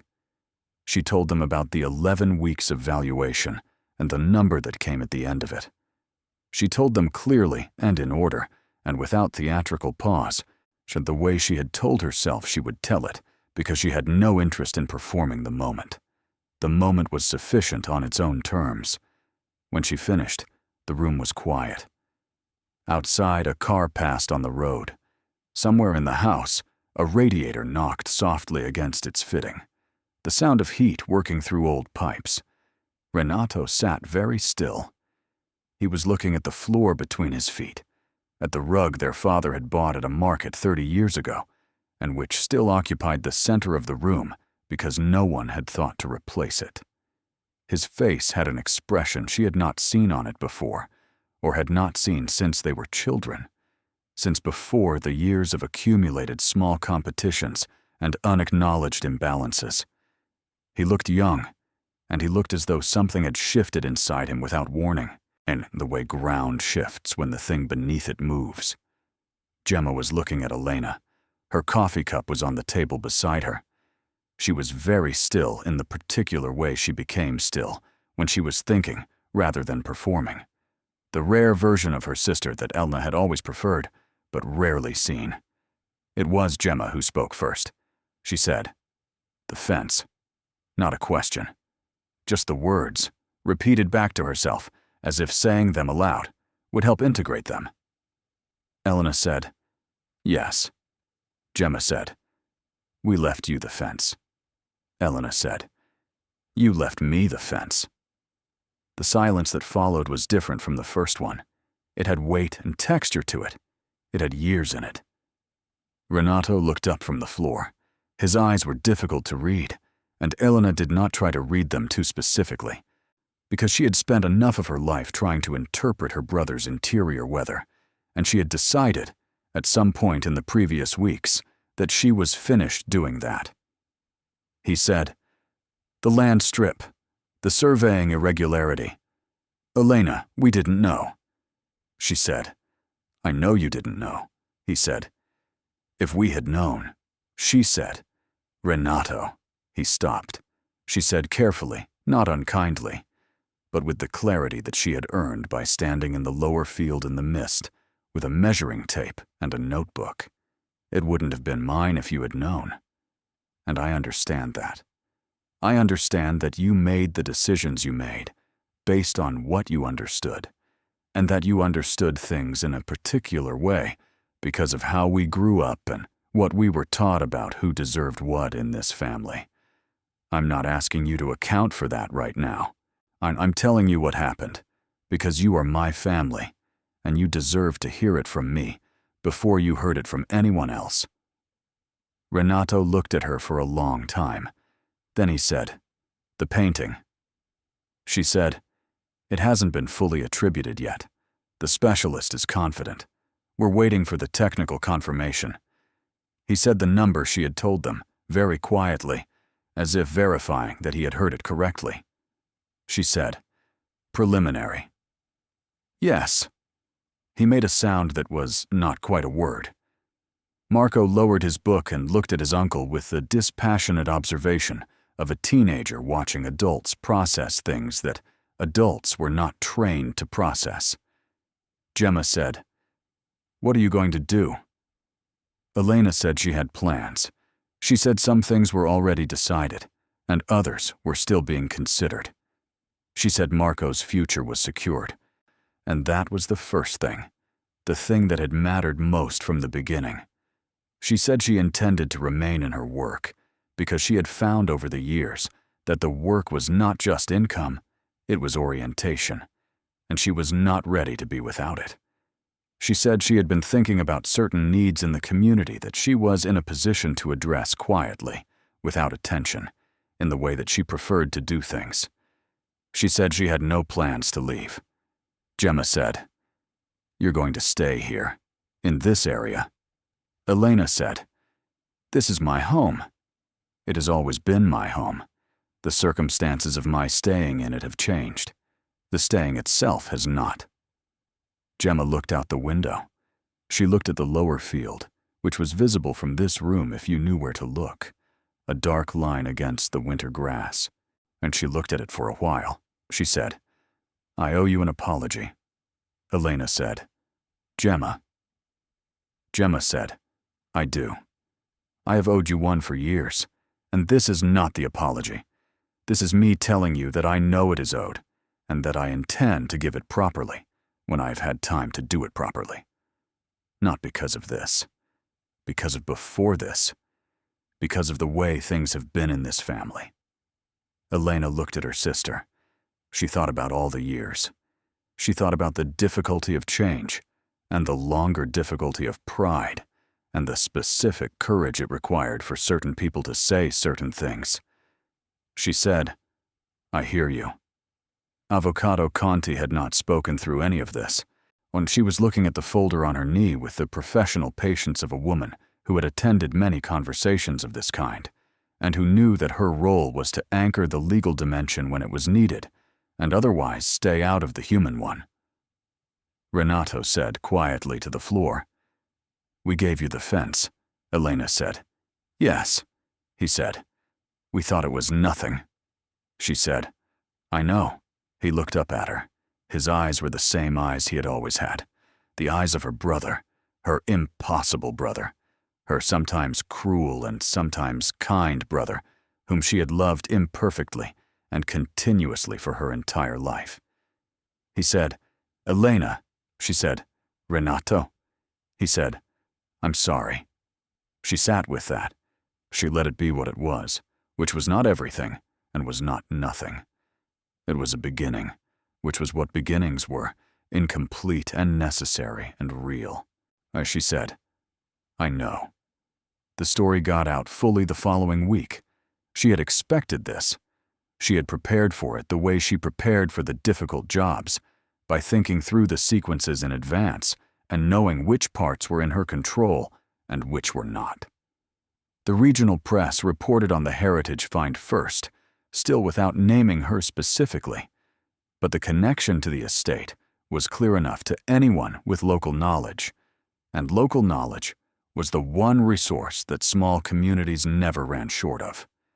Within days, her name was attached to the story. She received calls from journalists she declined politely and redirected to Avocado Conti's office. She received calls from distant relatives she had not spoken to in years, some curious, some congratulatory, and some with an undercurrent she recognized immediately as the particular frequency of people recalculating their relationship with you in light of changed circumstances. She was courteous to all of them and committal to none. The neighbors were more interesting. Rosaria came to see her on the second day, with no pretense of incidental purpose, simply knocked on her door and stood there with the directness of a woman who had decided that this moment called for honesty rather than maneuvering. She said she was glad. She said it plainly, with no qualifier. She said Elena had always been the one who worked, and that it was right that the working had come to something, and that she hoped Elena would not let it change her too much, because she was good as she was. Elena thanked her and invited her in for coffee. They sat at the kitchen table for an hour. Rosaria did not ask for details, and Elena did not offer them. They talked about other things, about the winter and the state of the road, and a mutual acquaintance who had recently made an inadvisable decision about a greenhouse, and it was one of the better hours Elena had spent in recent memory. The people who had laughed, or almost laughed, or arranged their faces into the shapes of people who were too polite to laugh, found various ways to account for themselves. Not all of them came to Elena directly. Some simply adjusted their behavior in the ways that people adjusted when the coordinates of a social landscape shifted, quietly, without drawing attention to the adjustment. Elena noticed, because she always noticed, but she did not catalog or hold it, because she had found that holding such things was its own kind of cost, and she was no longer in the business of costs she did not have to pay. One person came directly, her cousin Matteo, who had been present at the will reading and who had stood with Renato in the way that Renato's people always stood with Renato, drove to her apartment unannounced on a Thursday evening and stood at the door with the expression of a man who had been arguing with himself for a week and had only just resolved the argument. He said he wanted to say that he had been wrong to dismiss what she had taken from the estate. He said he had made a comment at the time, a private comment, not meant to reach her, but which apparently had, that she had been foolish to accept the fence and ought to have pushed harder for something real. He said he had been wrong. She told him she appreciated him saying so. He asked if she had always known. She said she hadn't known. She had suspected, or rather, she had had the feeling that preceded suspicion, the trained attention to structures and what they concealed, and she had followed it. She said following it had required a great deal of patience and some luck, and the help of several good people. He said it was remarkable. She said, "It was a fence, Matteo, and I knew how to look at it." He left, and she was not unkind about it, and she was not particularly warm about it either. She was simply herself, which was what she had always been, and which the change in her circumstances had not altered and would not alter, because she had decided that her character was not for sale, and the deciding had been the thing that mattered. The painting was fully attributed in the spring. Professor Andreni called her on a Tuesday morning in March, when Elena was between jobs and sitting in the van with the window cracked and the early spring air coming through, that particular air that smelled like the resumption of things. The professor said the technical analysis was complete, the dendrochronological dating of the panel confirmed, the pigment analysis consistent, the art historical consensus reached. She named the painter. She said the attribution was now considered definitive by the assessing panel. Elena knew the name, not as well as she knew copper fittings or drainage gradients, but enough to know what it meant. Enough to know that the painting she had watched Bassi lift from the padded container in the conservation room, the small Madonna no larger than a book, had been made by hands whose other work hung in museums she had once visited on a school trip, and then again, alone on a day off years later, in the quiet way she returned to things that had mattered to her. She thanked the professor. She called Avocado Conti. The revised valuation took 3 weeks to formalize. The painting alone, at full attribution, was assessed at a figure that changed the aggregate significantly. The 289 million figure, which had already required several recalibrations of her sense of what was real, became something larger. Attorney Conti told her the revised total. Elena was in the van again. She had developed a habit of receiving large numbers while sitting in the van, which felt appropriate because the van was the realest object in her professional life, the thing that had carried her to 16 years of work in all weather, the thing that had needed the repair she had been deferring. She thought about the repair. She thought, I can fix the van now. Then she sat with the number, which was over 300 million euros, and rising toward the confirmed value of the painting. And she thought about all the things she could do, and all the things she would not do, and all the things she had decided already, and all the things she was still deciding. Then she thought, I am going to fix the van, and I am going to put Marco through university, and I am going to find the families in this town who need help they will not ask for, and I am going to do all of this quietly and well, and I am going to continue to get up in the mornings and work, because work is what I know and what I trust. She started the engine. She drove to her next job. Spring opened the landscape the way it always did, gradually and then completely, the fields greening and the trees recovering their leaves, and the lower field, which had been roped off through the winter while the excavation site was formally closed and documented, finally released back to its ordinary existence. Elena walked the fence on a morning in April. It was restored, the stones replaced, the sections returned as close as possible to their original configuration, the large foundation stones of the 3 anomalous sections back in their positions, covering cavities that were now empty and documented and photographed and known. The fence looked as it had always looked from any distance, old and mossy and slightly irregular, so the work of hands that had known what they were doing and had done it without asking to be remembered for it.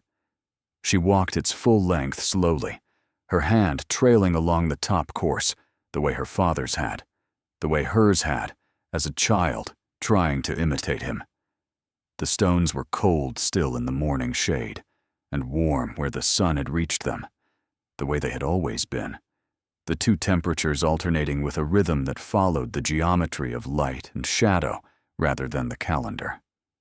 She thought about the man who had built these sections, not the man who had built the fence itself, which was older, but the man who had modified 3 sections of it in the autumn of 1851, who had brought larger stones from somewhere and dug down into the earth and framed a cavity and placed things inside it with care and sealed it with the flat faces of the foundation stones, and then built the fence back up over it and then walked away.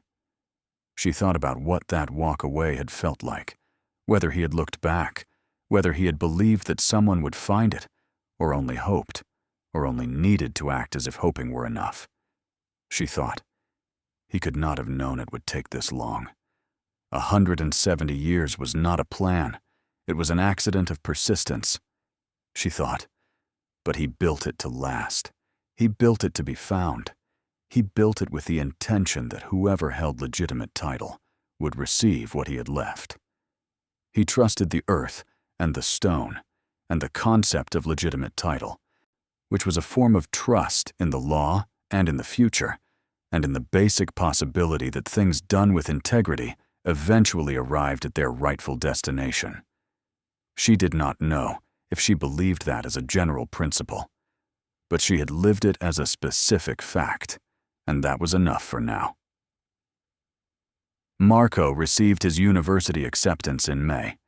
She was in the kitchen making coffee when he came out of his room, holding his phone with the expression of someone who had been told something that had not yet finished being real. He showed her the screen. She read the message, and then she looked at him. And then she did something she had been trying not to do in front of him for 13 years, which was cry. Not much, not dramatically, and just the brief, involuntary response of a woman who had been holding a great deal for a very long time, and who found, in this specific moment, that her hands were full enough that she could not hold it all. He put his arms around her, her 13-year-old son who was almost 14 and who was taller than she had accounted for, and he said, "Mom." She said, "I'm fine, I'm good. I'm proud of you." He said, "I know." She laughed. She wiped her face with the back of her hand. She said, "The university you wanted." He said, "The university I wanted." She said, "Then that's what it is." He sat down at the kitchen table, and she poured the coffee, and they sat together in the ordinary morning light of a Wednesday in May, and she thought about all the Wednesdays that had come before this one, the ones with the deferred bills and the tight weeks and the specific arithmetic of a life managed carefully without margin. She thought about all of those Wednesdays, and she thought, they were real.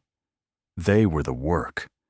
They were the thing that built the person sitting across from her, the serious, careful, generous person who had sat beside her at the law office and said nothing because he understood when saying nothing was the right thing. She thought, I would not undo any of it. That surprised her a little. She tested it. She found it was true. Summer came, and with it, the various completions that had been in progress since November. The Heritage Authority finalized its settlement regarding the ecclesiastical silver. A significant portion entered the regional museum's permanent collection, where it was displayed in a dedicated case with an attribution card noting its provenance from a 19th century merchant estate, discovered during archaeological excavation in the current year. Elena attended the opening of the display with Marco and Bettina, and she stood in front of the case and looked at the objects she had watched Bassi handle with gloved hands in the conservation room, now clean and properly lit and available to anyone who walked through the museum's doors. She thought that was right. She thought that was what objects like that were for, not private possession but shared visibility. She had received fair compensation for the settlement, and she had agreed to it without argument, because Avocado Conti had told her it was fair, and she trusted Avocado Conti, and because her instinct told her the same thing. The painting went to auction in late summer. This was not Elena's first choice, but it was the recommendation of every specialist she consulted, because the painting's attribution was now confirmed and documented, and the auction context would establish a proper market value and provide a transparent record that would protect the provenance for everything that followed. Avocado Conti explained this carefully, and Elena listened carefully and agreed, because she had learned that being in possession of a great deal of money did not make her an expert in everything, and that the disciplines she had spent her life developing were not the disciplines required for art market navigation, and that the wise response to that gap was to find the right people and trust them. She did not attend the auction. She was working that day, attending to a flooding emergency in a residential building 3 streets from her apartment, which required her full attention for 6 hours, and which she gave it. She received the result by message while she was loading equipment back into the van. She stood in the street with her phone in her hand and read the number. Then she put her phone in her pocket and drove home. She made dinner. She told Marco. He sat with it for a moment and then said, "What does that feel like?" She thought about it honestly. She said, "It feels like something I was responsible for has been completed, like a job done correctly, like the result is right, not because of anything I did brilliantly, but because I did the work that was in front of me, and I was patient and I kept going." He said, "That sounds like you." She said, "Yes, I think it is me." He said, "I think that's good." She said, "I think so too." The stone fence stood through the summer. Elena visited it less often now, not because her interest had faded, but because the relationship had changed into something different. In the early months, when everything was uncertain, she had gone to the fence the way people went to places that held a particular meaning for them, seeking something. Orientation. Confirmation. the specific reassurance of a thing that was real when other things were not yet resolved.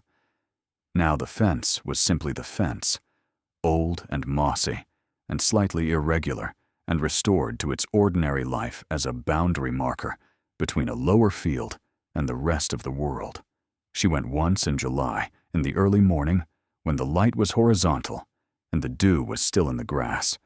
She walked the full length again, alone this time, without her hand trailing the stones. She looked at the middle section, the one she had stood over on the day the cavity was opened, the one she had crouched at, and said, "I see you to someone 170 years gone." She thought about her father. She thought about him specifically, not as a figure in the larger story, but as a man, with his carbon copies, and his insurance claims, and his weekend mornings, and his way of walking along this fence and saying what he said about records and decisions and people who were gone. She thought, he gave this to me. Not the fence, specifically, not with intent, but the way of looking at it. The habit of mind that treated old things as documents rather than furniture. The orientation. She thought, that was the inheritance, not the estate, not the walnut table or the antique clock or the farmland or the savings account. The way of looking. She stood at the fence for a while in the July morning, and she felt her father's presence, not supernaturally, not dramatically, but in the way that the habits of mind we receive from people who are gone become indistinguishable from our own habits, until we cannot find the seam between what we were taught and what we became. She said quietly, "Thank you." Then she walked back to the van and drove to work. By autumn, the shape of her new life had become visible. It was not a dramatic shape. She had feared, at certain points in the spring, that wealth on this scale would require her to become someone different, to adopt new practices and new environments and new relationships that would gradually displace the person she had been. She had watched this happen to other people, and she had found it melancholy. The way money could erode identity if you let it, could make you available to a version of yourself that was more comfortable and less true. She had made decisions against that. Deliberate, specific decisions.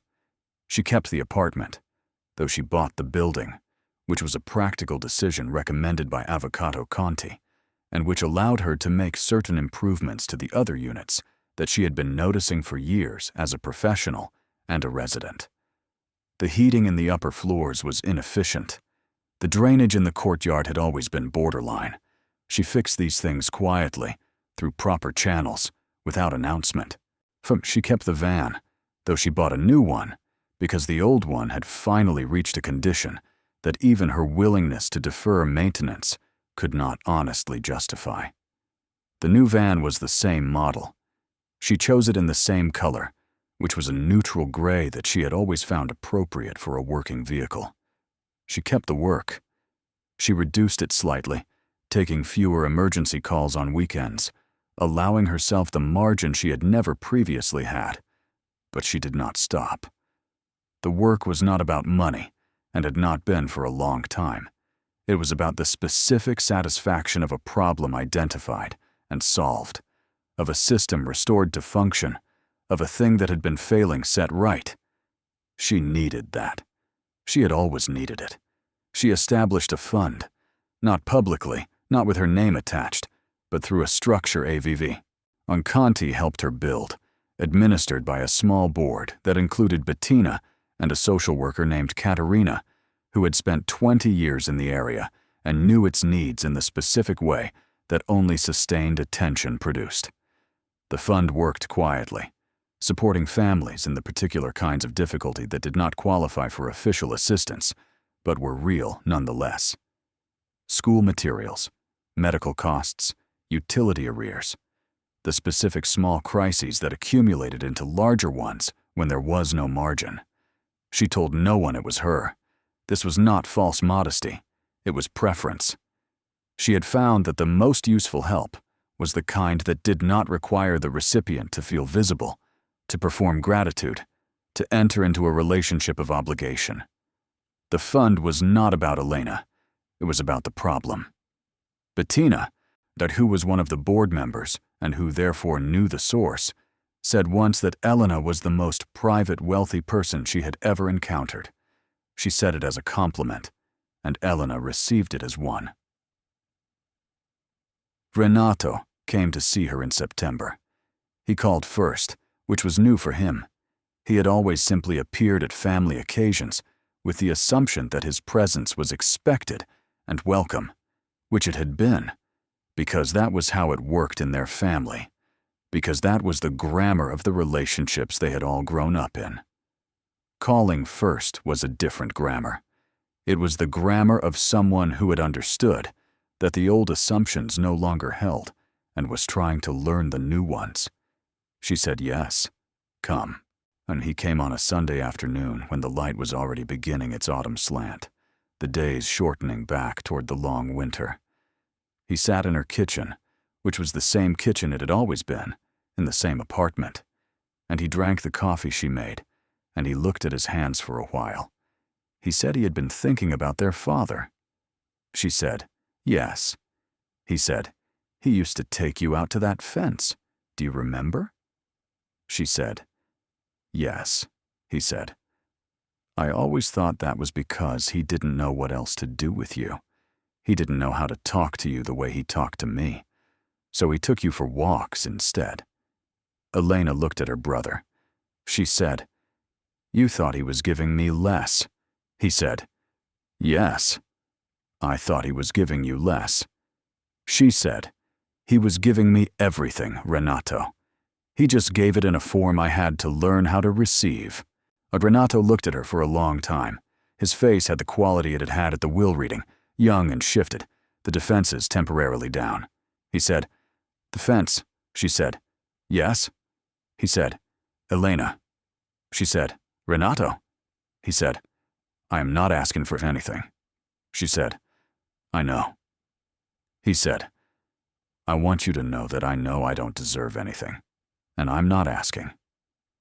I came here because I wanted to sit in your kitchen and drink your coffee and tell you that you were right about the things you were right about, and that I was wrong about the things I was wrong about, and that I'm your brother, and I'm sorry it took this long for me to know what that should mean. She sat with that for a while. She looked at her brother, this man she had known for her entire life, and this complicated and occasionally infuriating and deeply familiar person who shared her blood and her history and her father's habit of looking at the floor when he didn't know what to say. She said, you can come for dinner on Sundays. He looked up. She said, Marco likes Sundays. He has this thing where he wants the whole family at the table. I don't know where he got it. Renato said, the whole family. She said, Gemma too, when she's ready. She said she had an apology to give me properly. I'm waiting for it. He almost smiled. He said, she has always taken a long time with things like that. She said, I know. I've known her my whole life. He said, Elena. She said, yes. He said, thank you. She said, Sunday, 6 o'clock.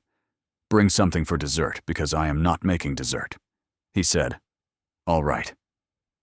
He left, and the apartment settled back into its ordinary sounds, and she looked at the kitchen, her kitchen, the unchanged kitchen of the unchanged apartment that was now inside a building she owned, and she thought about Sunday dinners and the table that would need an extra chair, and she felt something open in her chest that had been closed for a very long time. Tuam, late October. The lower field was gold and brown, the autumn color full on the land, the fence a dark, irregular line at the eastern boundary. Elena stood at her van in the early morning before her first job of the day and looked at it across the distance, the way she had sometimes looked at it from the road during the waiting months, before any of this was resolved or even fully believed. She had been asked by a journalist, who had finally reached her, through a mutual acquaintance, and who she had finally agreed to speak with briefly, on the condition that the conversation remain focused on the historical significance of the find rather than her personal circumstances. What she thought about the story. She had said that she thought the story was not really about her. She said it was about a man who had hidden something in the earth and trusted that time and honest dealing would eventually bring it to the right place. She said she happened to be the person the trust landed on, which she did not take lightly. The journalist had asked if she felt lucky. She had thought about it honestly. She said, "I feel like I did my job. I looked carefully at something that other people had decided wasn't worth looking at. I followed what I found with patience and with help from good people, and with the intention of doing it correctly. If that's luck, then luck requires a great deal of work to occur." The journalist had written that down. Now she stood in the October morning and looked at the fence and thought about all of it, the whole long sequence from the will reading to this morning, and she thought, the story is complete, but the life is not. The life continued. The fence continued to stand. The lower field continued to receive the morning light and give it back in the particular gold that autumn fields had, the color of things that had been patient for a long time. She thought about Marco, who would be home from school at 4. She thought about Sunday dinner and the extra chair and Renato with his dessert, which she had specified because specificity was the form of kindness she had always spoken most fluently. She thought about the fund and the families it was quietly helping, and the social worker Katerina, who called her once a month to report, and whose voice on the phone had the steady warmth of someone doing real work in the world. She thought about the van and the next job and the day ahead. She thought about her father. She thought, "I understand now what you meant, about records and decisions and people who were gone. You were talking about the fence, but you were also talking about yourself. You were telling me how to read you. You gave me that, and I was slow to use it. And then I used it, and it was enough." She said very quietly into the October morning, it was enough. She got in the van. She started the engine. The engine turned over with the solid reliability of a thing properly maintained, and she pulled out onto the road and drove toward the first job of the day, which was a bathroom in a house on the edge of town where the pipes had been slow since August and which she would resolve before noon. The fence stood behind her as she drove, in the October light, the stones the same stones they had always been, holding their positions in the earth with the patient permanence of things built to last. The lower field stretched out beside it, empty and golden and quiet, the grass still wet with morning dew. The cavity beneath the foundation stones was empty now, documented and sealed, its long work finished. The fence was just a fence again, an old, mossy, slightly irregular fence on the eastern boundary of a piece of land that a woman named Elena Sartori had received as her inheritance because her family had thought it was worth nothing, and because she had known how to look at it, and because she had been willing to do the work that looking required. That was the whole story. It was enough. It was more than enough. The winter that followed was the quietest Elena had known in years. Not quiet in the way of emptiness or absence, but quiet in the way of a life that had finally found its proper rhythm. The way water finds its level when the agitation stops. She moved through her days with the same discipline she had always had, but the discipline no longer had the quality of bracing against something. It had the quality of motion chosen freely.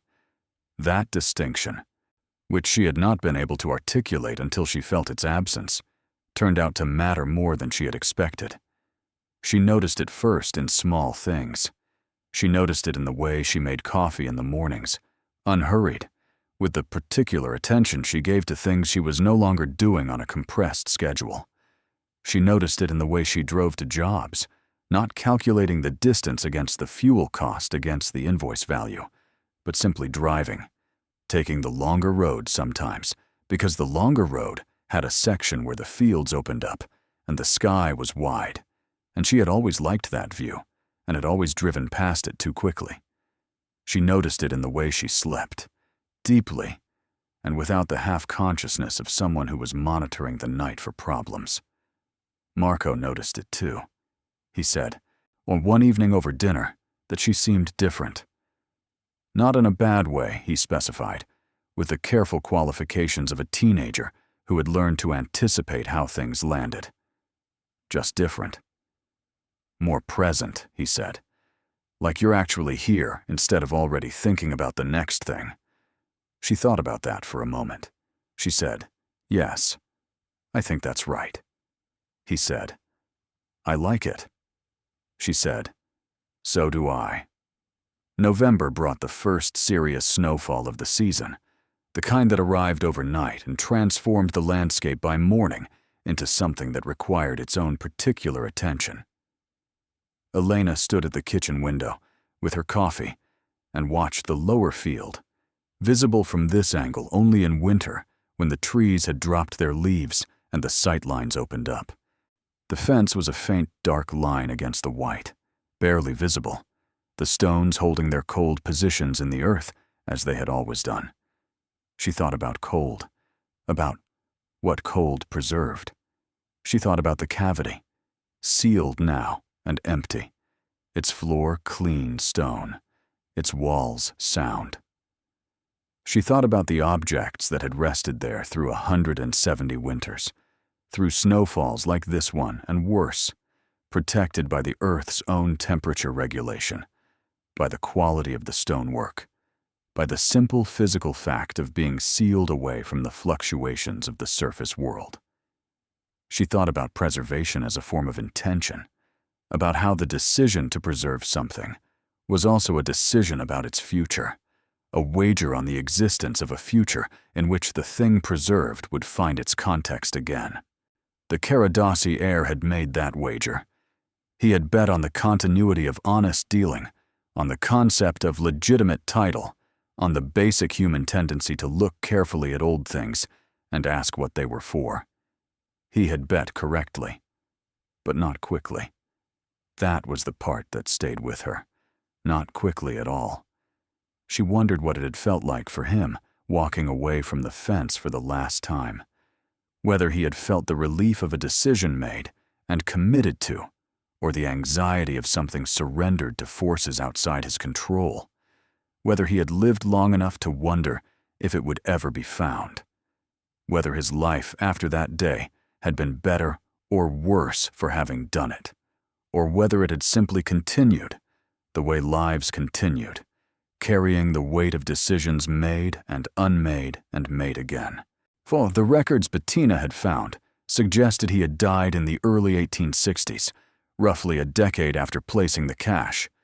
She hoped, in the irrational way she allowed herself to hope about things that were entirely beyond changing, that the decade had been a good one, that he had found some equilibrium, that the act of placing the things carefully and trusting the future had given him something back, some internal resolution that the external circumstances could not provide.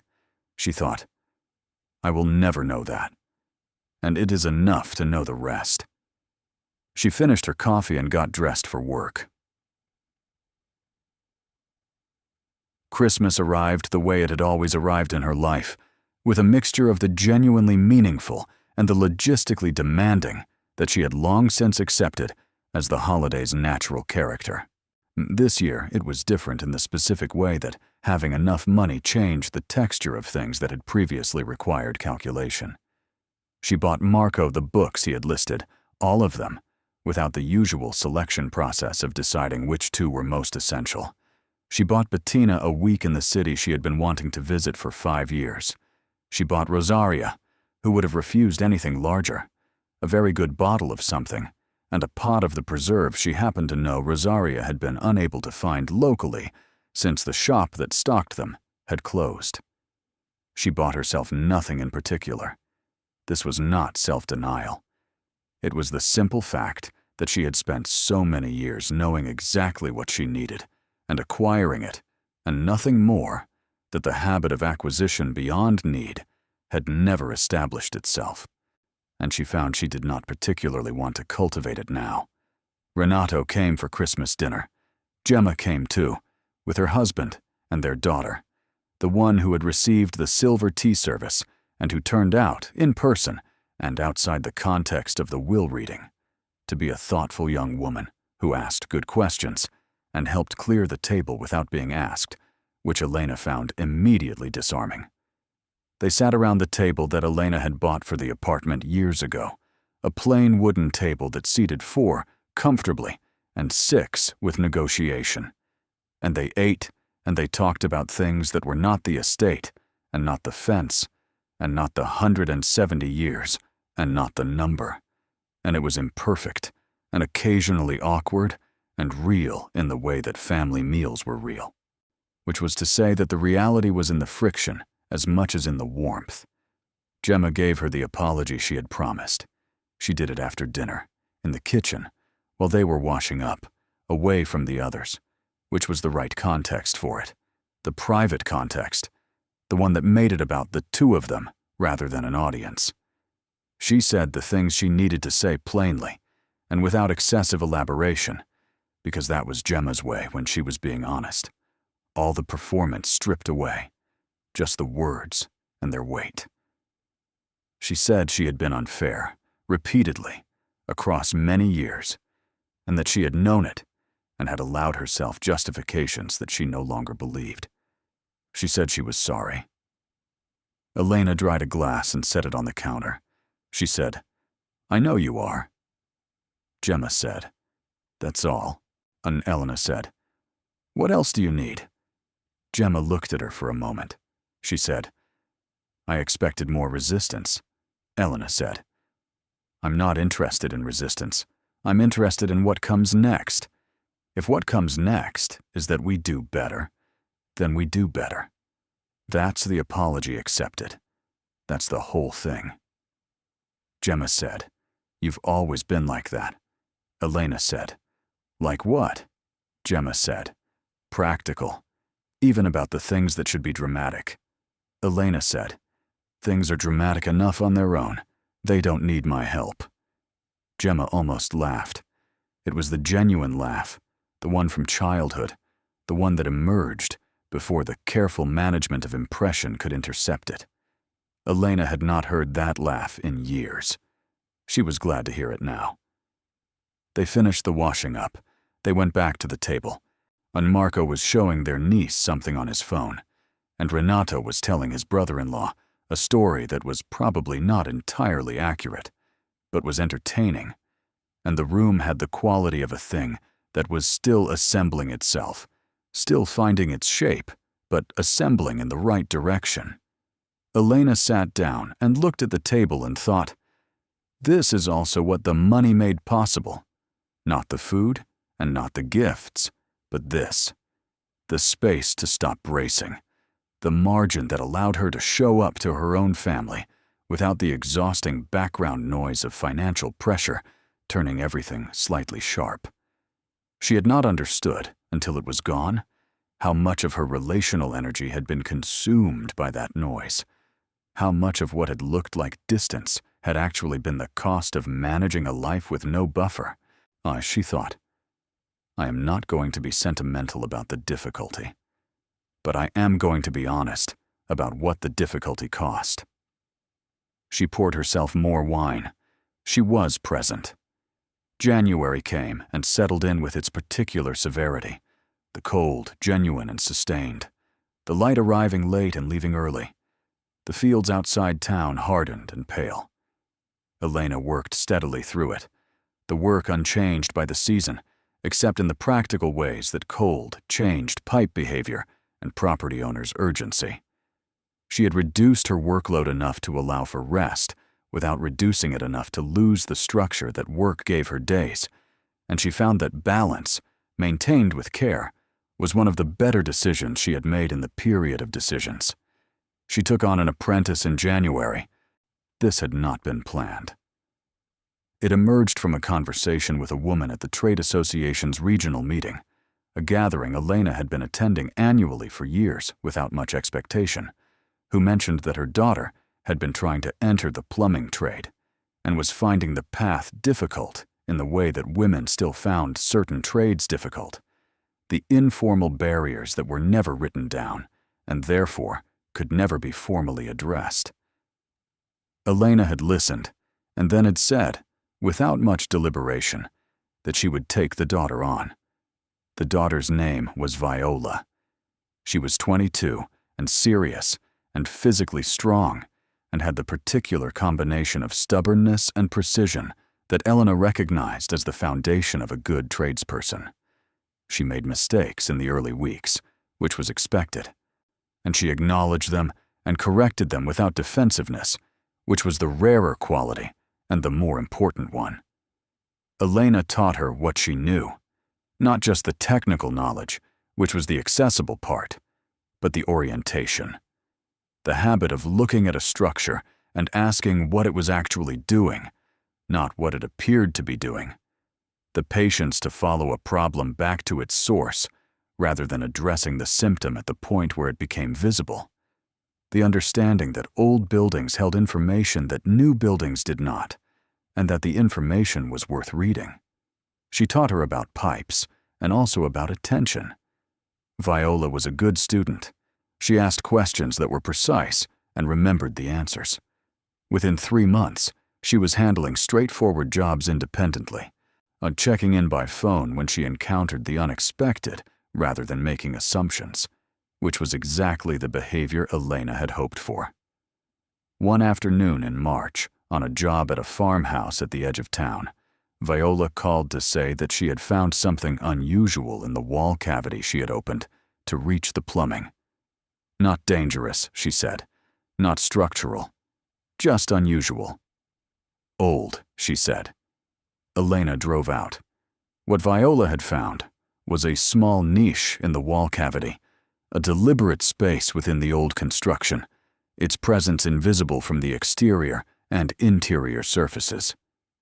Inside the niche was a tin box, the kind that had been used for tea or tobacco in the late 19th century, its lid sealed with age. Viola had not opened it. She had photographed it in place and left it as she found it and called Elena, which was exactly right. Elena looked at the niche and the box, and she thought about the specific feeling she had learned to recognize, the feeling that old structures held information worth reading. She thought about the fence. She thought about all the things that people had hidden in walls and under floors and beneath foundations over the centuries. The portable records of lives lived in times when portability was survival. She said, "Good instinct, not touching it. We call the owners first, and then they decide how to proceed." Viola said, "What do you think is in it?" Elena said, "I don't know. Could be anything. Could be nothing. Could be something that changes someone's life." Viola looked at the niche with the focused attention Elena was starting to recognize as her own professional instinct beginning to develop. She said, "How do you know when to keep looking?" Aunt Elena said, "You feel it. You learn to feel it. You develop it over years of looking at things carefully and asking why they're built the way they're built. It's not magic. It's trained attention." Viola said, "Like what you did with the fence." Elena looked at her. She said, "Who told you about the fence?" Viola said, "Everyone knows about the fence.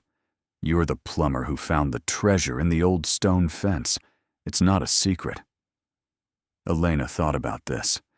She thought about the way stories spread in small places, the way they simplified as they traveled, the way the 11 weeks of careful process and the patient months of excavation and the grounded specificity of a woman with a measuring tape in a wet field became, in common telling, the plumber who found the treasure. She said, "That's not exactly right. I didn't find the treasure. I looked at something carefully that other people had decided wasn't worth looking at. And I kept looking when I had reason to keep looking. And then I was patient for a very long time." Viola said, "That sounds like finding the treasure." Elena said, "It sounds simpler when you put it that way." Viola said, "Maybe it is simpler than you think." Elena looked at the niche and the tin box and the open wall cavity, and she thought about simplicity and complexity and the difference between them, and she thought that perhaps Viola was right, and perhaps the long version and the short version were both true, and perhaps that was enough. She said, "Call the owners." Spring came again. The second spring after the will reading. The second spring since the lower field had been roped off and the careful work had begun and everything had changed. Elena walked the fence on a morning in April that was so similar to the previous April morning that she paused at the northern end and wondered for a moment whether time had made one of its occasional circular gestures. But it was different. The light was the same, and the moss was the same, and the stones were the same. But she was different, and the fence was different in the way things are different once they have been fully known. The mystery was resolved. The weight was lifted. What remained was just the physical fact of old stones in old ground, which was, it turned out, exactly enough. She walked the full length slowly. She thought about the year behind her and the year ahead. She thought about Marco's university starting in the autumn, the first autumn she had known in 13 years, when he would not be coming home at 4. She thought about Viola, who was developing well and who would be ready for her own license within 2 years. She thought about Bettina and the regional archive and all the documents that lay in those drawers and cabinets, the other histories, the other hidden things, the other stories waiting for someone with trained attention and enough patience to sit down with them and read.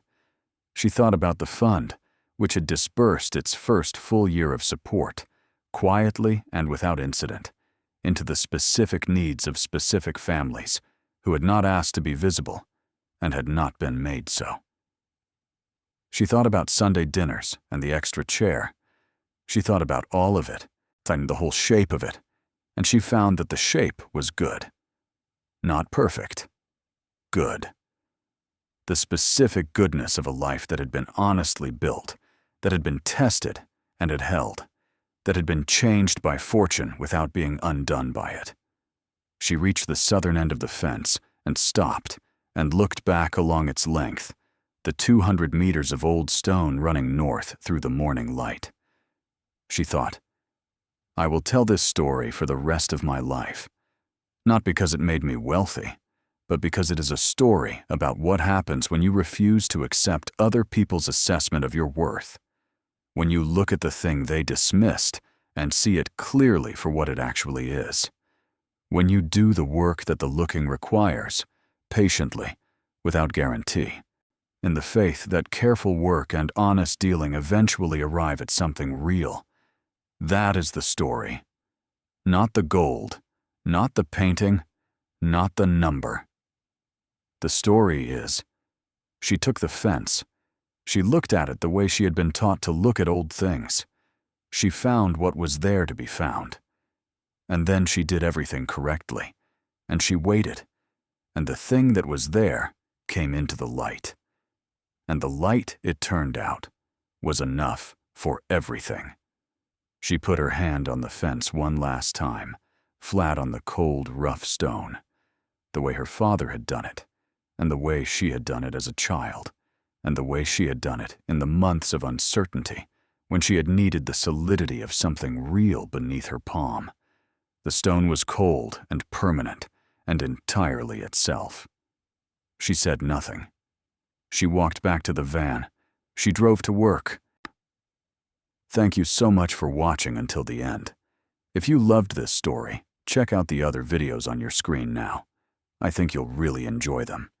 And don't forget to subscribe if you haven't already. See you in the next story.